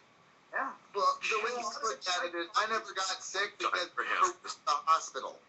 And, I was never one to go to the hospital. If I broke a finger, my old man would fucking wrap it with tape, It was, Absolutely. it wasn't a hospital thing. I remember when I cracked my fucking head open with a baseball bat. It's a long story, but it was pretty funny. Anyhow, it fucking split my forehead open. I still have a real bad scar on my forehead from it. But he put a Band-Aid on it, a butterfly Band-Aid on it. And it wasn't until like fucking 5 or 6 hours later that his buddy's fucking wife made him take me to the hospital to get stitches. Did you know that there's antibacterial properties in electrical tape? Oh. Actually, I did know that. I didn't know that. That's good to know. Same with super glue. Yeah, we have super glue in all of our first aid kits. Super glue and all. Here's the thing. I actually cut off 2 of my fingers. Literally cut them off clean. Okay. I went to the hospital with them, and for some reason they told me I had to wait till like the next day or something. There was like some reason they couldn't like do anything for me, right? I ended up going home. I ended up super gluing my fingers back on and taping them up myself, okay? Now, about 6 months later, I went back to that same hospital with a broken nose, right? And the first thing they did when they took me back to the ER is go, "Where's the 2 fingers you cut off?" They were looking for them, like I should have nubs, right? And I said, "Right here." Then they brought the doctors in, and the doctors, they gave 2 shits about my broken nose. They wanted to know about my fingers. Can you feel this? Yes. How do you feel? If you cut these clean off, right? Well, yeah. How did the nerves reconnect? I don't know. I use super glue. You know what? Super. And guess what? I have a scar going across my fingers. It's plain as day. You know what I'm saying? I mean, they're right there. But the scar is minimal. My fingers grew back straight. I have feeling at the tips of both of my fingertips, and I have full function movement. That's supposedly, it's not supposed to be possible. Your body can heal itself. Yeah, the body can heal itself. That is correct. Exactly. Yes. And I feel that that's what we're learning. We're learning that again, or I mean, maybe, That's part I mean, of this ascension that you've been talking about. yes, Some of us already known that, though. Like, my entire life, I've always felt like I don't need somebody else to tell me I'm sick. Obviously, I feel like shit. What I need is to sit here and get this out of my body or something. You know, like I've always been able. I don't know if you have been able to do this or have experienced this, but since I can remember, I have always been able to feel and be able to tell what's wrong with me instantly. And I don't need to go to a doctor to second. I don't second guess myself. I don't need to go to a doctor and go, oh, doctor, I'm in here because, I'm just feeling really shitty and I think I might have the flu. The doctor walks out the room, comes back and goes, guess what? You got the flu. Oh, thanks for confirming all my worst nightmares. Here's $200. Yeah. Yeah. Thanks. Let me give you $2,000. Thank you. Oh, I went and I'm afraid to look at what I have to owe. I've been avoiding it. For having a cat scratch and a tetanus shot. It's like $600 or something. Right. He saw me for 20 minutes. Not even that. Less than 40 and got the same shot. Yeah, you could have gone to fucking Foster and Feed and fucking gotten the same thing. Yep, any sort of feed store. You can buy those shots, because farmers and stuff. You could have bought that shot for $40 at a feed store, Terry. Less than that. Less than that, probably. Yeah. Just saying. I know. Yeah, I wish I would have known you guys crazy. then. I mean, I knew Kevin, but I didn't know Northblatt then. Yep. You could buy antibiotics from a pet store because they give antibiotics to fish. Yeah. Tetracycline. You could buy them over the counter. You could buy fish antibiotics over the counter, which are absolutely no difference than when you go to a doctor when you're sick and he prescribes you antibiotics that you have to go to a pharmacy to collect. Well, of course they subscribe antibiotics to a fish. I mean, just because she's a girl doesn't mean that she shouldn't get antibiotics. But, okay, now you were gonna do some kind of comedy thing. Are you gonna introduce that here in a minute? Oh shoot, yeah, we're already at 1:43. You glad I said something? Yeah. You know what? We can hold it off. We can hold it off for another show. All right, we're getting ready to come back. Yeah. The chance, go to alternet.org and find some information to share with people around you so that people can understand how important it is to end prohibition. This has been a Time for Hemp news break. Thank you for joining us here at TimeForHemp.com. Welcome to Hollywood Hempress Hour. We're on the Time for Hemp Network. In studio with me is Kevin Korn and Northblatt Forsgren, my co-host, and our guest Chris Kaler. Welcome back to our final segment, actually, for the night. I have to bring it up. I have to. It's part of some of the stuff flowing through the internet surrounding Obamacare. What do you guys think about, are they requiring people who have Obamacare to get RFID chips? I'll take this one. Okay. Yeah. The answer is yes and no. And where the note comes in is they're not getting RF radio frequency chips. The answer to that is absolutely no. Uh-huh. Now, where it came in was it was very well written and it was very done wording. As they did use the word chips quite a bit, but it's in all caps when you read the bill, and it's because it's in all caps because it's an acronym for Child Healthcare Integrated Program. Has nothing to do with a microchip. Okay, no, but that's the thing. I'm not done. Okay, go ahead. In that same bill, in that same portion of the bill, right? It goes on to get very elaborate about the Child Healthcare Integrated Program. Okay, so these are for your children. They're not for any of us. They're not for every American. These are for the upcoming becoming Americans, and so for children. They talk about using devices to collect data. And it's very vague, and it never says anything about an implant. The word implant, under the skin, radio frequency, none of that is ever used. Basically, it could be them taking data every time that you bring your child into the doctor, and they take their blood pressure and temperature. They have to enter it into a database. That could be as simple as it is, which I'm sure it's not, because why else would they put it in there? Because if it was that simple, they would just do it anyways without putting it in there. My whole point being is there is something weird written in there. However, none of it says anything about radio, anything about implants, anything like that. And where everyone's like, it's a microchip, is because it says chips. And CHIPS actually stands for, because it's in all caps, it's an acronym. It's legal writing, just like when you go to court and they put your name all in caps. It's the same thing. It's an acronym, and it stands for Child Healthcare Integrated Program. So that's where a lot of the confusion comes in. I mean, imagine if you had a bunch of Kentuckians reading, and they're like, it says chip, data. No, they're going to stick an implant in us. I seen it in the movie, and that's basically where that came from. But when that happened, can you do that again? I seen that in a movie. Companies jump on it. No, they did, and they actually elaborated the hoax, and they actually funded it like a media campaign for Radio Shacks and stuff. I shit you not. Okay, but so why? I mean, so basically, this stuff that's coming around the internet and all these like conversations are they? Do you think they're maliciously released to kind of get people riled up against the plan, or like cause tension, or what do you think that's all about? It's the same as ignorance. No, I think they're ignorantly released. I think people actually, because here's the thing, people are so busy, so short, attention span. They can be walking by and they can hear one sentence, and they keep that one sentence and they put it in there, and then next time they're talking and somebody brings up that subject, that sentence is what they remember. So, and they're like, yeah, they're going to implant us. I heard it on the Colbert Report. Like, what? It's not going to happen. That's not actually in there. And it was a hoax actually done by radio frequency and device, small device companies to get funding. It was actually genius, to be honest. But the chips that they're talking about in the healthcare stand for child healthcare. And if you change what they're talking about, instead of saying chip into child healthcare integrated program, all of a sudden that bill makes a whole hell of a lot more sense too. Because there are just times where it's saying chip and you're like, that doesn't make sense.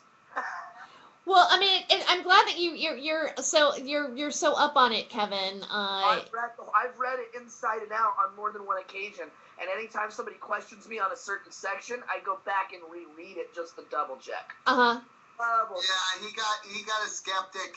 He got a skeptic that came into the group the other day, and he shut him down. Actually, Casper Leach just wrote, I have no problem having a chip in me, Chip Brannock is cool. I was just reading like what Casper said. He goes, I don't mind having a chip in me, Chip Brannock is cool. So what do you think about, like, we talked about like two-tier health plans, like the possibility of like the people who are affluent to have a better health plan than the people that aren't affluent. It's basically what's been happening now, so there's really no difference. They're just it's more in our face. Single-payer health plan is what I wanted to point out. There's no such thing as a universal single-payer health plan. But what about like the article that Robbie just wrote about these people getting pissed? They already had health insurance that, it was, I guess they were happy with. Apparently they had like, the AAA, plus.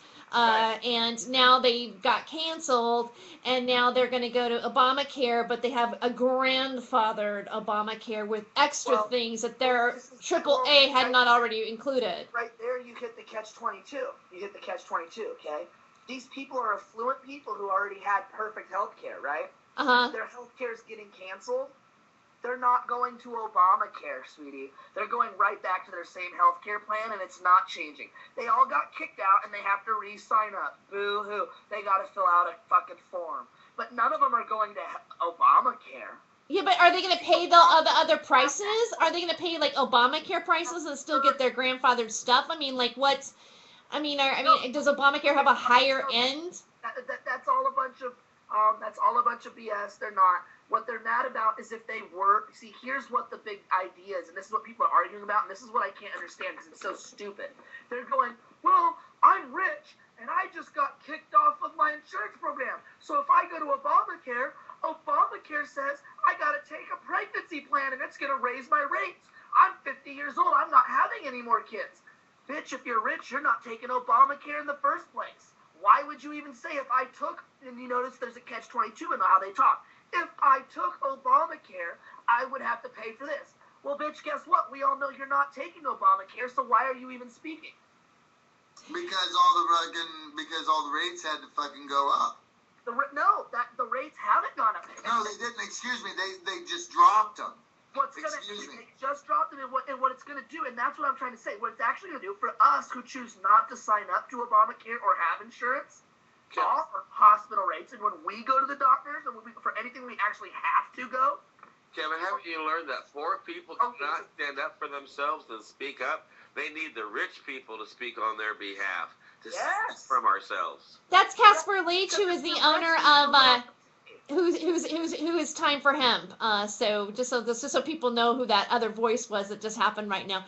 We only have about 3 minutes left for the show. And, for me, like the moral, I don't know if there's like a moral, but the silver lining of this, and this is why I like doing this show and being on the Time for Hemp network and being involved with the cannabis hemp plant, is that, this is the shining light, or one of the shining aspects of a new type of healthcare, possibly. A new way that, with this other craziness that's going on in the world about this and the insurance, let them just do what they're going to do. We now know that there are other options. And, for example, Chris Kaler and his method of healing, which he's also offering and giving his knowledge on the show. And so I feel that we have, that there's hope. There's hope, and there's something that good about it. And I want to give our guests a moment to let our listeners and our viewers know where they can find him. Yeah, my website is chriskaler.net. That's spelled ChrisKeller.net. Don't go on chriskaler.com. That's some other Yahoo. You want to go on chriskaler.net. There's a lot of us. I do have a lot of videos on YouTube if you're interested in my work, to see how it's done, because you can't explain this over the internet. You got to go and look at it. Lots of my philosophies are talked about, and there's demonstrations on the work I do. So just go on YouTube, do a search of my name, and you'll get my videos. Well, that's great. I just got a notification from Casper that I actually had a little bit more time than I thought I did. Is that true, Casper? It is. Oh, wow. Okay, so I guess we get to play a little bit longer. Well, since we do, why don't we play that little comedy piece that I have, and I can maybe give like a little intro to it. And then I'd like to get everybody's final thoughts on the subject matter too as well. But for right now, I'd like to set this up. This is Sergeant Detective Harry Palmer Jr. And asking some questions about his feelings about legalization of marijuana in the state of Washington. And there is a little bit of a lag time on this because I made an MP3 of the video. Your expert opinion, knowing the police force, Washington and Colorado, what is the overall? Are they relieved by the marijuana laws? I mean, is it just a pain in the ass to pull people for marijuana or be concerned about it, or raid dispensaries or whatever? Or are they are they going to crack down and become harder on us because we passed marijuana? I mean, is it woo, legalize it? I mean, are you guys gonna smoke it yourself too as well? Or I mean, what does that do to you? If I could answer one of the 20 questions that you just posed, first off, the law enforcement agents do not go woo-hoo, especially when it comes to taking laws off the books. Speaking of that, may I please answer the question, Ms. Joyce? That was a metaphor. May I please? Now, if there were no laws, could you imagine what would happen to the police officers' pension fund and their families? There would be no police officers if there were no laws. So, of course, the police do not want these laws taken off the book. We want more laws put on the book because that puts food on our table to feed our children. And I have children in both the states of Washington and Colorado, and I can tell you this right now, I do not want either of those children in either of those states, who I do you pay full child support too. So don't even bring that up again, because I've been badgered about that on other shows, and I was late just a couple times, and then there was extenuating circumstances on a long-term interrogation, but I do not want my children, none of them, any of them exposed to marijuana, because I've seen what it does to people. It makes them go woo-woo on a television show that is meant to be more of a sure adult thing, which is what I was told was going to be happening here, and I apologize if I'm being flippant, but I just have to speak my honest truth. That was thank you. That was Sergeant Detective Harry Palmer Jr. Retired, and Sergeant Stadenko. What? Sergeant Stadenko. Yeah, it's definitely he's definitely got this character down. I'm gonna just out him. That's a very funny comedian named Ron Osborne who has created that character. Actually, I live on the same property that he does. He's kind of like sort of a quasi roommate, but he's given me the okay to play our segments, and he's going to come back and be like a regular little spot here on the Time for Hemp Network. So yeah, I love him. Anyway, back to what are our closing thoughts on everything? I always like to let everybody. Again, Chris already did his shameless plug, but you know what? I like to hear your final thought, and then I like to do a final thought and a shameless plug on everything that we have going on, because take that's control of your own health. Yes. Don't let the government make you healthy. Research what you can do alternatively for your health and take care of yourself. All right. I love it. All right. So, Northblatt, what are your final thoughts on tonight? Well, I totally agree with Chris as far as just remember that you can heal yourself and make sure that you do that. But to do the shameless plug here, basically I've got a new one this week is impeach Obama. Let's all focus on getting this guy out of office, or at least getting him impeached. I mean, the things that he's done so far from all sides is just atrocious. And I think that anybody listening, if you don't feel that way already, then you should start looking into to what he has said and what he has done as opposed to what he said. Anyway, that's my shameless plug. Thank you, Northblatt. And what about you, Kevin? I had a really good time. I thought it was fun. It was interesting. And I just want to say, go ahead and look forward to our show on Trips tonight, because it's going to be effing hilarious. I guarantee you that. It'll be comedic gold. On top of that, you can where can they watch that? They can watch it on the Freedom of Joyce Ustream, and I automatically, my Facebook friends and my Twitter friends are notified when I'm streaming. As a matter of fact, there's somebody watching this stream that we're doing on Hollywood Hempress Hour, because I like to Ustream it and record it at the same time, because as you know, those who might be watching it on Ustream or finding it on a YouTube channel, there's a lot of dialogue that happens behind the scenes. And it's such valuable information. I love how everybody, gets into our conversation, and it continues when we're off the radio as well. That's fun for me. My final thoughts today are, first of all, I want to thank everybody for being here. And I want to thank my guests, Chris, Kaylor, and Northblatt, and Kevin for being on the show. But most importantly is that I feel like I have a new faith in what I already instinctively knew was the truth, that we can heal our own bodies. There are ancient healing methods, positive energy, bringing love, light in your heart, and putting positive intent and using tools to put positive intent on water and food is where it's at. And it's not this selfish, greedy healthcare system that has nothing to do with any of it. And so thank you so much for listening, and we will see you next week, Monday.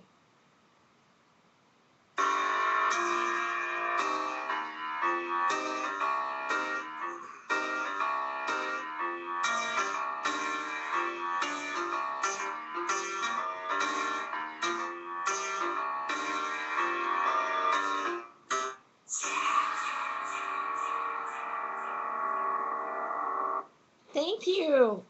Thank you, Chris. Thanks, Terry. And I'll make sure was that good show. you get a link to everything. You know, Wonderful. like the link of it and like the Ustream. I'll send you an email for it so you can. Looking forward to hearing it. It certainly was a different show that I'm used to doing, but it was a lot of fun. Oh, great. Thank you. Yeah. I We're, can honestly say that we can say the very same thing here. Cool. All right, guys, take care. yeah, thank you. Thanks, Chris. Thanks, You're Chris. welcome. Bye-bye. Bye. Okay, well, Terry, oh my God, let's pray he doesn't watch Trips. Because he's about to get ate up, like for real. I bit my tongue because this is you and your show. Uh-huh. And I'm thanking God you didn't invite him to our show because he would have said yes, and I would have been like, no. And I'd have been like, if you come on, you're not going to last longer than 3 minutes because the second I start talking, you're going to either hang up or leave. Right? Don't even fucking do it. This guy. Shit, it was everything. I don't know if you guys. Well, I knew this wasn't it. I knew he wasn't he wasn't going to gel with you guys. Because I was laughing so hard. He contradicted himself every other 2 sentences, Terry. I don't believe in religion. Well, my power is all about Jesus and God. True. Under the Song of David, and you need a spirit guide. If you have Lyme disease, it's because if you have a headache, it's because you have Lyme disease. This guy was fucking nuts. He was a wacko. This was pretty stupid, Terry. See, no, I know. You know what? I mean, who's to say? I mean, like, my thought is like there are a lot of people that they listen to stuff like this. It was totally boring. Like the first hour, I seriously, that's why I said the best comedy is coming from the chat board that we weren't putting on here, so he couldn't read it. You didn't. Like all 3 of us were. Terry, you have no idea.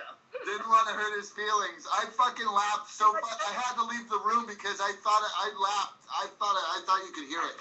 Northwest, I don't want to make Terry mad. No one wanted to make Terry mad. I was like, fuck it, I'll be the guy. So I came in and I challenged him, which, by the way, I Googled his quantum healing. Right.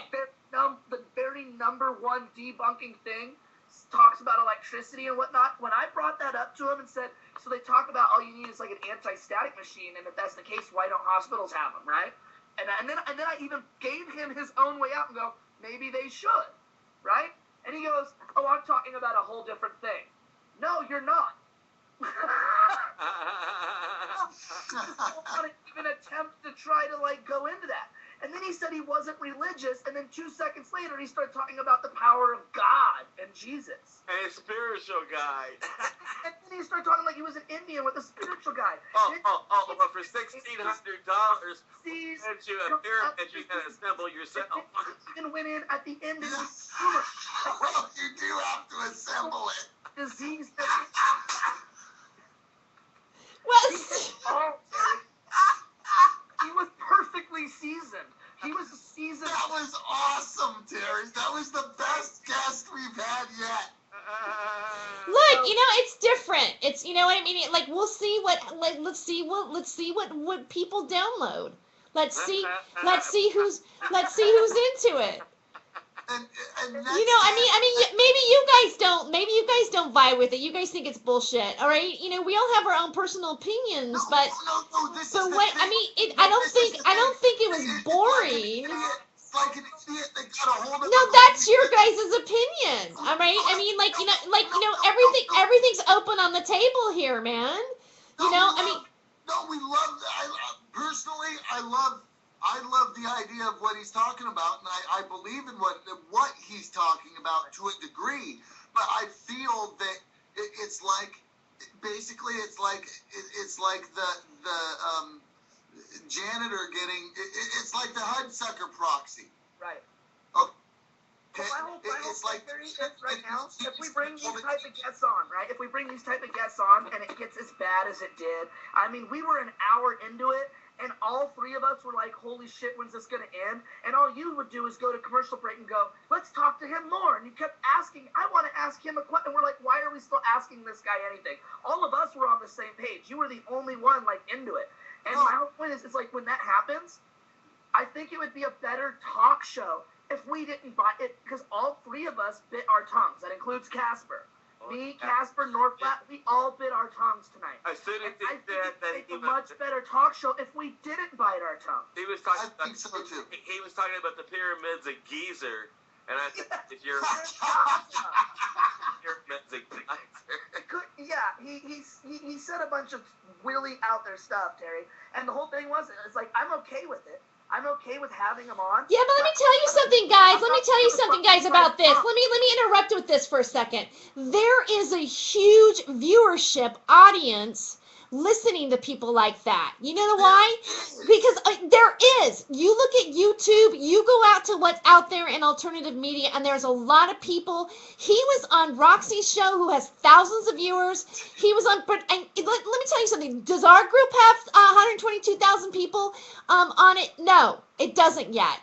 These kind of topics are very popular topics, and they're all into that sort of new way that, you know, let me finish here. Let me finish, Kevin. Let me finish talking. All right, let me get my thought out for a second. Okay? There are people who are listening to stuff like this. And they have a lot of viewership. And let me tell you something. I have also crossed over into that particular type of like programming. So it is not stupid for me to have a guest like this once in a while. And I'm sorry if you're not buying it. If you do not want to do that show, then step off of it. Nobody was saying that. No, I just feel like, you know, I'm going to make my point about this too. Everybody bit our tongues. Well, you know what? So what? You bit your tongue. So what? We all did. It wasn't. So what? That's your view of it. That's not necessarily that's not necessarily the listener's view. That's not necessarily the listener's view. We don't know that yet. We would have better listeners if we weren't. You don't know that. You don't know what our market is yet. We don't know what it is yet. And there is a market out there about stuff like this. Trust me. I agree completely. And the fact that he wanted to be, let me finish for a minute. The fact that he wanted to be on a marijuana show is, they came after me. He told us not to use marijuana on the marijuana show. No, he didn't. Yes, he did. No, he didn't. He said, no, he didn't. Okay, you know he didn't. No, he didn't. It doesn't matter. He still wanted, he was willing to be on an alternative subject matter show where that world doesn't meet. That world normally doesn't intersect. And I thought it's provocative. So let's find out and see what happens. I think it was too. I'm agreeing, and the reason I'm agreeing with both sides is because I feel that... And he came and played with us for a little while. He stretched his box too as well. So yes, you know what I mean. Well, you know, because he knew. I explained to him what we were gonna do. He played. Plugged himself 24. It was beautiful. He was very seasoned at what he did, Terry. Sure, he was. A bad guess. I'm just saying it was bad because we weren't allowed to, like, when I questioned him and he couldn't answer it, I wanted to keep questioning him. So keep questioning a guest again sometimes. Just don't be rude to them. You know what I mean? Even just because you don't believe in what they're saying, just don't be rude to them. How would you feel? At any point in time to him, was I rude? No, I know you weren't. I'm saying, you know. I had better class than that. I'm just saying, we all wanted at some point to go, wait a minute, you just told us you weren't into religion, now you're telling me it's God and Jesus that powers you, right? But you're not religious. So why is Jesus involved? So maybe why not ask him that question then? But say it without anger. Just say, like, wait a second, you just said blah blah blah blah blah. You know, I mean, you know. You had, and obviously when we brought it to your attention, you got really heated. If this would have happened, if we would have asked him that, you would have gotten. No, what I'm heated about is you're sitting here pissing on everything according to your opinion, and that I'm arguing my side of the story too. You know, I don't think the show was shit. Okay, I don't think the show was shit at all. Okay, no, right, it wasn't. All right, now what we're having issues with is that you think that what he's talking about is bullshit. Okay, maybe it is. No, we don't even think what he's talking about is I bullshit. have a problem when he says I'm not religious, and 2 seconds later he starts preaching to me about Jesus. What we're saying is, Put in his Okay, fine, but that doesn't make the whole show shit. Okay? It makes it controversial. It makes it interesting. Said the show was shit, Terry. Well, I feel like you just did. I feel like you just told me that my show was boring, it was shit, and why did you have a guest like this, and you need to not have guests like this, and blah, blah, blah, blah, blah. All I said is we all bit our tongues and didn't want to, and you took it offensively. I am a little bit upset. I'm not going to lie right now. I'm a little bit upset. Yes. Obviously. Yes. And all I said is because we bit our tongues. Well, I'm sorry. So what? So you bit your tongues. Big deal. Right, so now you're mad at us because we bit our tongues. Well, what does that mean for me? I'm saying it would have been better if we didn't. Well, all I said. Okay. But, you know, I might still have a guest like that once in a while. That's my prerogative. You're correct. And if you want to do that, that's great. I'm not going to do it every show, but I mean, trust me, I'm trying some shit out. no, Terry, I think what he's getting at is if you have a guest on like that, all right, which I think is fucking excellent. I hope we have guests like this on all the fucking time. But what I want to know is, are we free to probe them?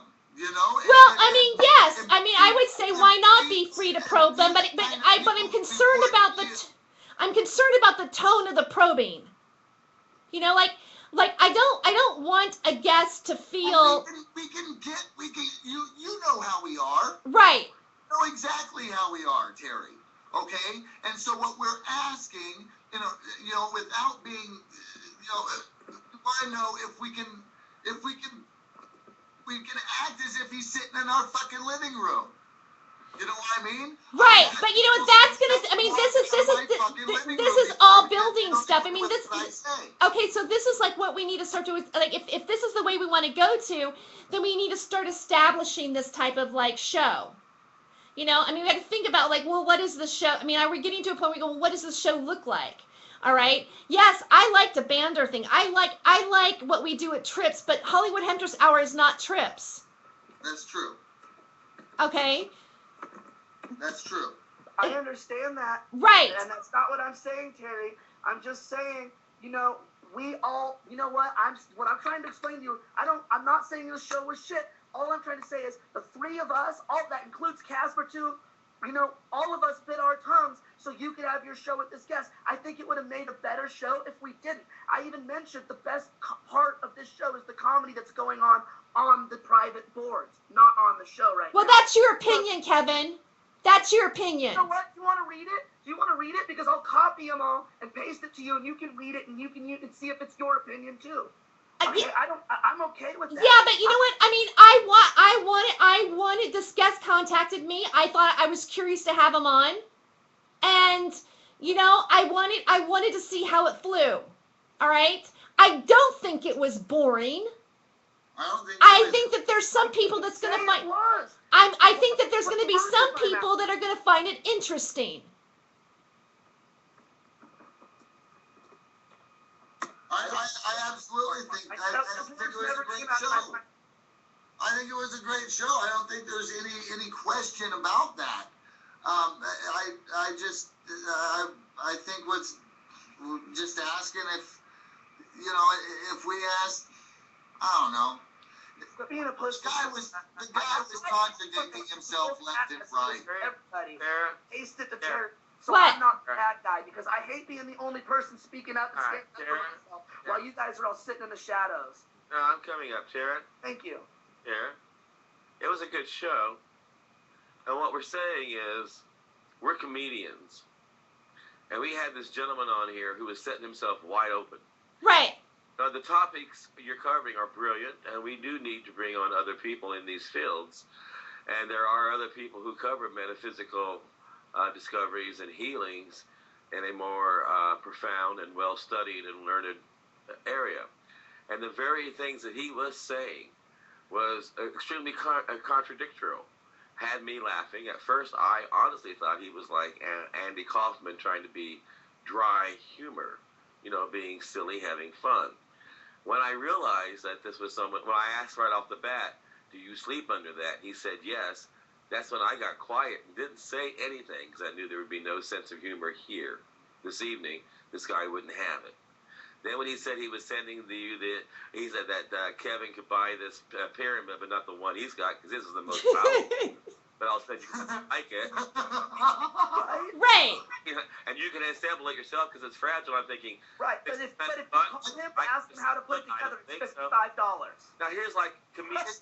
Here's comedians right here being given these straight lines. Now, because we love you and want you to have the guest that you want, we maintained our funny comments behind the scenes so that you could have the conversation with this person that you wanted.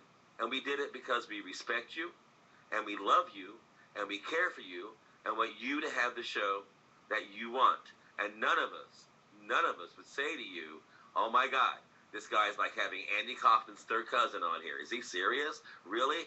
Talking about there's no religion in this, but we've got a spirit guide that we're calling in Jesus. Oh, for $1,600 or $55 an hour, I can heal you of your ticks and your Lyme disease. I mean, there's a lot of things. And then he tells you can heal yourself. Now, you are a comedian, and if you can step back a little bit, you can see the funny that was available to us. He was handing us every straight line. Yeah, but then but for character. The field that he's in, I totally believe in. I do too. But I think the guy had no idea what the fuck he was talking about. Thank you. I believe in it too. So you think that like part of what he does is real, but that he was a quack? Exactly. I think this guy's the Kevin Trudeau of fucking quantum fucking healing. Well, I was kind of like, I mean, like, you know, he approached me, and then I was like, oh, that's interesting. I probably should have like researched him a little bit more. Right before the show started, right, earlier today, like tonight, I started to watch him on other shows. And, you know, I kind of was like, you know, I had the same kind of thoughts. Like, I don't know, you know, I wonder if this is bullshit or, you know, whatever. But, I mean, I didn't want to be rude to him, you know. Especially long terminology for things. I was looking up shit on Wikipedia. I had the two computers going at the same time. And I had when he showed that pyramid. I had other windows open. When he showed that pyramid, and I said, do you sleep under that? He said, yeah. My first thought was, that ain't big enough for my dick to sleep under. Are you kidding me?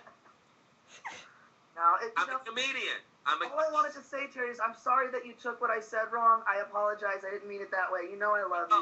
And I respect you. I just feel that if we would have, like, instead of keeping the comments that we had on these private chat rooms, because they were fucking hilarious, Terry. If we just would have torn these open, Terry, it would have been hilarious. And it might have offended your guest at some point. Maybe not. He's Canadian. Who knows? You know? But it would have fucking... I tried to ease into it by going, well, you know, the only defense against this is like this anti-static thing. Like, I'm reading up on it. I had other pages open in other windows, Terry, and I'm like, this is the number one thing that they claim is against it. I was going to be the devil's advocate. I was going to try to start a debate to get a conversation. You know what I'm saying? Right. And all he goes is, no, I'm talking about something completely different. And I'm like, no, you're not. And he goes, well, it has nothing to do with electricity. It's spiritual. And I go, actually, the word quantum has everything to do with electricity. He asked me about something else. He had a variety of energy tools that he had for sale. Yeah, he had energy $55 an hour is the thing that he wanted to sell. A $1,600 piece of crap you had to reassemble when it. He was the Kevin Trudeau of quantum healing. Okay, well, so next time, let's say I have a guest like this, and then I let them know. I go, look, if you want to be on the show, you know, we're comedians. We're going to question you, and you know, you might be you're going to be under the microscope. Are you willing to, like, you know, play with us in this aspect? Then, you know, then maybe like that would be. I mean, I think that would make us all happier, and it would also probably create a more interesting show for people to listen to. Well, and then you understand us when we tried to originally express to you, we, Tara, respect you and love you and want you to have the show you want. That is the reason why all of us made our comments privately behind closed doors, so And I'm sorry you got mad at it, but I was and you would be happy with it. you because we love you. Yes. We should have actually had you in on those comments as well. It was hard to manage it around him. Right, so you cut me and him off, and you were like, Something, he would say something that would give me another joke, Terry. It was like, I laughed. To be honest, the show was great. You know why it's great? Because anybody listening is at home laughing their fucking ass off. Because I wasn't on the same thread as Casper and Kevin. It was me and Kevin were IMing each other, and Casper and Kevin were IMing each other. But Kevin kept on fucking pasting and fucking copying and pasting the other conversation to me. And we were having our own conversation as well. It was really funny because the guy was, we were all catching what the guy was saying. As far as his science terminology was really off, and it was like the janitor getting keys to the Golden Kingdom, you know. There's the Pyramids of Giza. Yeah, to the Towers of Giza. Or the Pyramids of Giza. Yeah. That's what it was. And the reason why you were not included is because he was in a joint chat with all of us, and we were trying to just be polite, not offend anybody or upset anybody. I was laughing so hard, Terry, my mic was on mute pretty much. I started laughing. I couldn't fucking stop. To be honest, Terry, I had the funnest tonight I have had on any of the shows because I laughed for 2 hours straight. I cried. I laughed so fucking hard I was crying. When you said the fucking Atreyu, the Jesus fucking Atreyu. Oh my God. And I thought it was so loud that it was on air I had to leave the room. I fucking got up and went out to the garage and fucking put my head in a pillow. wait, I don't get it, Atreyu, what? Oh, because the never-ending story, right? The kid's name's Atreyu, like the kid, right? And the I could go through the air. I said, first, my exact here. Let me just, Terry, you're never going to understand it unless I show you. And when you see it, you're going to laugh your ass off, I swear to God. Just hang on. Give me a few minutes. It'll take about 2 minutes, seriously. And if he does a copy and paste of our jokes, that's going to take a while, too. Yeah, well, I can only move. I can only scroll down and copy. The thing only moves so fast. It fucking moved my cursor halfway up the fucking page. Yeah, that was one. I gave it you. It was fucking gut-busting. I'm giving her the whole thing. This is just between me and Casper. I'll give you me and Norflats too. It'll come next. Because it was funny, and it would have been really funny, but it would have torn this guy up. Well, he's probably he would be the wrong kind of person to do that to. And I would have felt like I was picking on the retarded kid in class. So there you go, Terry. I would have felt like I was picking on the retarded kid. Hey, Courtney, say ladder. Say quantum again. See, how many things can you put quantum in front of? Guy had no fucking clue. He got his fucking degrees out of the fucking what is that place you can get college degrees out of fucking prison if you pay $50. You know, I mean the Universal Church of fucking whatever. I mean this guy was on one, and unfortunately he didn't plot. So boom, you got the whole conversation there now. It's there for everybody in the group to read, and it is pretty effing hilarious if you just follow. Well, I mean, the one thing when you go like, how much does it cost? And he goes, oh, it costs $1,600. I'm seeing that part right there. I'm like, what? And then he goes, and you have to assemble it. My brain was going, really? I mean, you know. And I have to stop from holding back. What probably needs to happen too is I need to like grab that ball myself too as well, so that I can make it comfortable for everybody else that is on the show. You know, because like I go 6, and you have to assemble it, and I go, oh well, then you can get the one for like 180 or whatever, and I'm like, oh yeah, that's more like it. That's still way too fucking much. $180 to put that together? No. Maybe there can be a safety word, you know, like banana or something. A safety word. You type it down in the IM for the group, you know, just put banana, and that means go get 'em, boys, you know.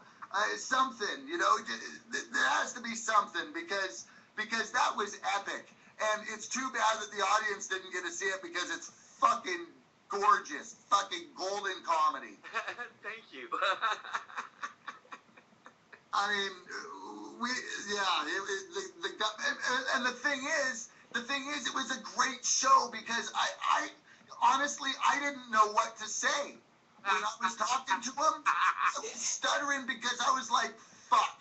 And you're usually not speechless. I was sitting there going, I don't know what the fuck. See, but you know, from my end, you guys asked like, retard. but you know, you guys asked really good questions.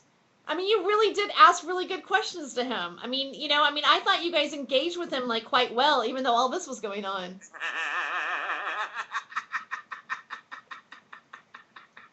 Oh my god, I mean,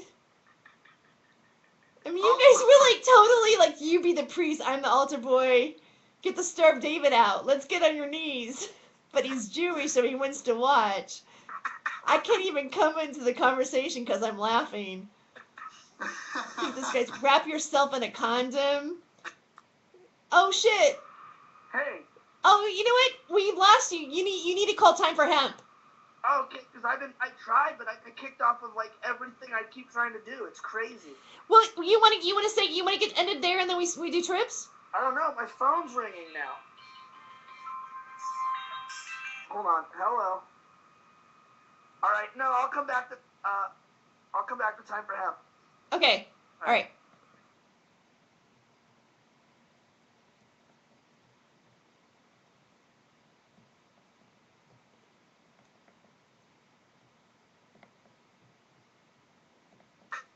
Yeah, I got bad people soon.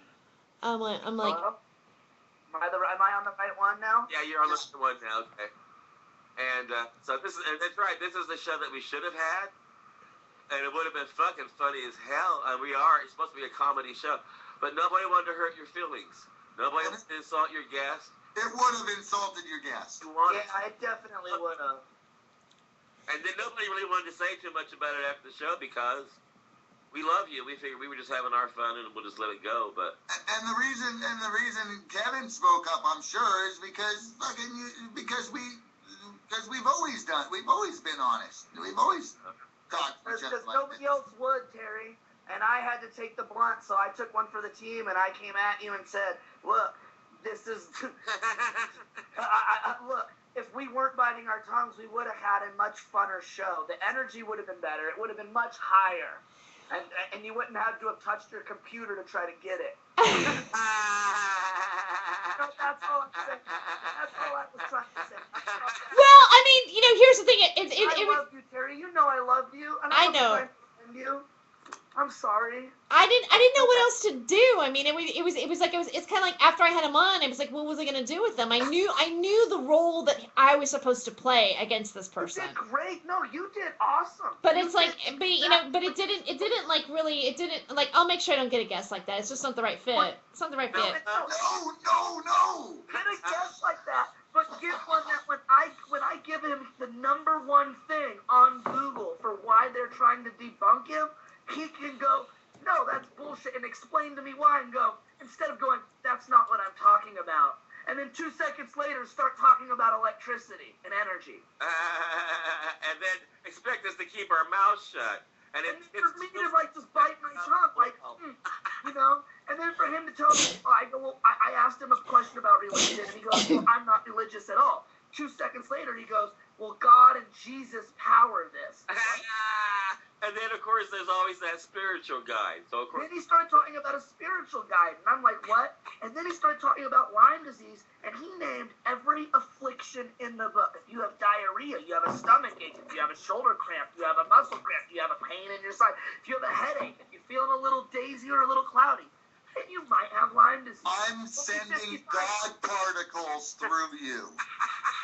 That was the kicker. He's sending Boson Higgs particles through you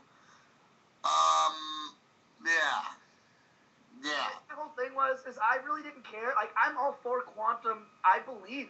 I was trying to say, I tried to bring it up. Like, look, dude, I've cut 2 of my fingers off and super glued them back on. I understand the power of self-healing. I get it. But none of it. But I'm not going to need to get your pyramid for $1,600 and assemble it myself. Well put. To do it. I just need to like have fucking super glue and be badass like I am. To be honest, that's the one thing I did like him for. I thought that's what made me know he'd done this before, is because he's the Kevin Trudeau of quantum healing. He plugged himself for money, and I was like, genius. I actually that was what gained him my respect, was the fact that he was able to work into all of this bullshit. $55, $186, $1,600. Variety of energy children on Silver. Listen to him do this over and over. He sought you out. He knows you've got a huge audience and you're on iHeart. Right. He's got his best and it helps you. So no, he had a publicist contact me. He didn't contact me even personally. Exactly. His publicist might have been his girlfriend. No, it was another man. Well, it could have been his boyfriend. But, I mean, this man contacted me because I had this guy, Chris Keller, blah, blah, blah, and he wants to do your show. And I'm like, oh, wow, quantum healer. All right. That sounds interesting. You know. But, I mean. Say, I'd like to arrange it. Let me call you back in a couple of days. I got to look at my calendar, give me your phone number, and then go Google the motherfucker and find out what they're about. Yeah, I should have done that because, you know, I didn't really, it's my fault. I didn't really research him enough before I actually really booked him. I'm not blaming Terry for it at all. No, kind of. I mean, you know, it's a learning curve. It's a learning curve. You gotta like, you know, first of all, I have to get a grip on like where am I going? Like, you know, like how are we gonna like do this, right? So, you know, I mean, if we're going to have a guest that's going to be, like, esoteric, like, if it is somebody that we're going to, like, just pick on, like I, you know, the guy calls me, I'm like, oh, we're going to fuck with this dude, okay? And we fuck with him, then we know that we're going to fuck with him. Or, what, you know, I would go, here's our guest, here's what he's talking about, here's some videos, all right, here we go. How about when you come out, you know, hey, you guys, this is a very respected man in my, you know, somebody that I really, you know, I believe in, I have a lot of respect for, and I'd appreciate it if you guys went easy on this one tonight. Well, to be honest, Terry, I mean, like, but, you know, but just attack anybody. I will never just attack. I know you're attack, but we're gonna be comedians with them. Like, we're like, okay, first of all, it's like we can't just like sit back and go, oh, did you just say Jesus and God, or did you just like, you know, these are all questions. These are funny things. I mean, like, do you have to symbol it? Like, I have to symbol it myself. Well, is there a $16.98 one that's like a little miniature version that I can assemble? I mean. There's funny ways of asking. You're right. I mean, like, you know, we could have like I think it's really if we do that, if we you know, I think if we prepare it. Like if I'm gonna have a guest in from this kind of realm, or someone who like whatever, and then I need to research them, and then I need to think about how we're going to deal with this guest, and whether or not, you know, like it's somebody that, I mean, if I feel that there's somebody that's connected to some other people or what, you know, like I don't think they're a good fit, and then maybe they will be offended. But, you know, it might be interesting to have some people like that and then, like, have them really be challenging. I mean, that's basically what, you know, Stephen Colbert does, and, you know, things like that. They bring on legitimate guests, and then they kind of fuck with them a little bit. But the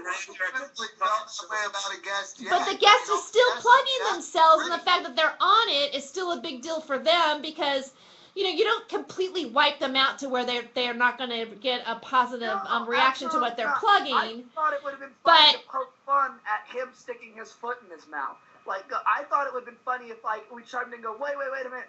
So, you're not religious and you don't believe in religion, but the device you make is powered by God and Jesus. Right. That would have been a really good question to ask. I would have wanted to know that. Right. Well, we did, and we made jokes about it. My whole thing is like, but you were so adamant, like, and we felt that you were so adamant about this guest, we didn't say anything, and that's what I was really trying to bring to your attention. I wasn't saying it was a bad show or a bad guest, because the show was great. To be honest, I think it was hilarious, so we accomplished what we do, to be honest, you know?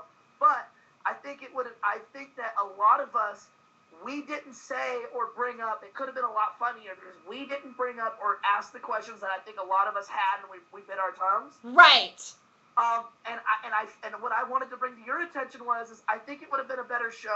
I believe, and you're right, it is my opinion, and I'm okay with that. It is my opinion, but I believe it would have been a better show if we would have said this stuff. And the reason why I believe that is because I would have been more comfortable, and my mic wouldn't have been on mute for an hour and a half. Off times when we have a guest like this, taking the we haven't had a guest like this at all. I know, but his mic was on mute because we were laughing our ass off so hard we couldn't come into the conversation. Dude, I had him crying. I had North Black crying with this line. What was it? It was this one. Hold on, I have it right here. I said, it's... This guy is the parasite. No, it's a little, go down a little further than that. Keep going. He said, I'm trying, and I don't want Terry, North Black says, I'm trying not to say anything, and I don't want Terry to get mad at me. And I wrote, it's all Jesus, and he sleeps under the Star of David, and you need a spirit guide, young Atreyu. Atreyu. And then he said, laughed out loud. And I said, $1,600, and you can assemble it yourself. And if you call for help, only $55 a call. Lyme disease? LOL. What? This guy's a parasite. Get in here, dude. And I said that. I was like, this, because he was talking about parasites, and that's why I wrote that. If you understand where I'm at timeline, like all the stuff I'm saying is stuff he actually said. I mean, if you sit and listen to this shit along while you listen to the show, if you read this shit while you're watching the show, Terry, the time will match up. Over too. But we haven't had guests like this before, and I think what the consensus, it's not that can we attack and tear up every guest. No. It's on the off times when we find a deer with a broken leg, can the wolves attack? Exactly, because to me, I was really serious at first when I thought, well, is this Andy Kaufman's third cousin? You know, doing really dry humor that if you're not in on it, you just don't get it.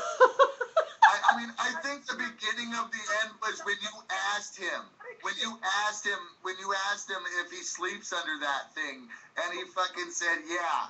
And we all bit our tongue, and I got to fucking laugh. I was taking a bong hit. No, that was before the show. Like, Casper asked that. Yes, and you know what? That is when, Terry, I went and started healing. I knew that I couldn't say anything more because I had nothing but one-liners for this guy. I could tell him he was holding that thing up. Quantum healing and started leading up on it, Terry. Yeah, and I'm serious. I'm seriously sorry. I First thought gave him one objection. The easiest objection to beat. I gave it to him to start conversation. It wasn't because I didn't know the answer. It wasn't because I threw it out there on the show because I thought it would start a topic of conversation. And he just goes, no, I'm talking about something completely different, and put his head down. And what he was talking about was this $1,600 assemble yourself piece of shit. $55 a session. Pure Lyme disease. If you have a headache or you're feeling a little cloudy, it's probably Lyme disease. But don't worry about it. Might be like positive thinking or some kind of implanted thought in your head because people that's keep in mind, as a disclaimer, the body can heal itself. Which means that you don't even need me. I mean, if you really think about it, it's like, well, if the body can heal itself, then I don't need you or your pyramid. Exactly. Right. Yes, Terry. Right. Exactly. So he contradicted himself over and over again. My whole thing was what really gets me and what gets me the most is religion. Religion annoys me. Okay, I'm not religious, and it's okay if you are religious. But if you are religious, know what the fuck you're talking about.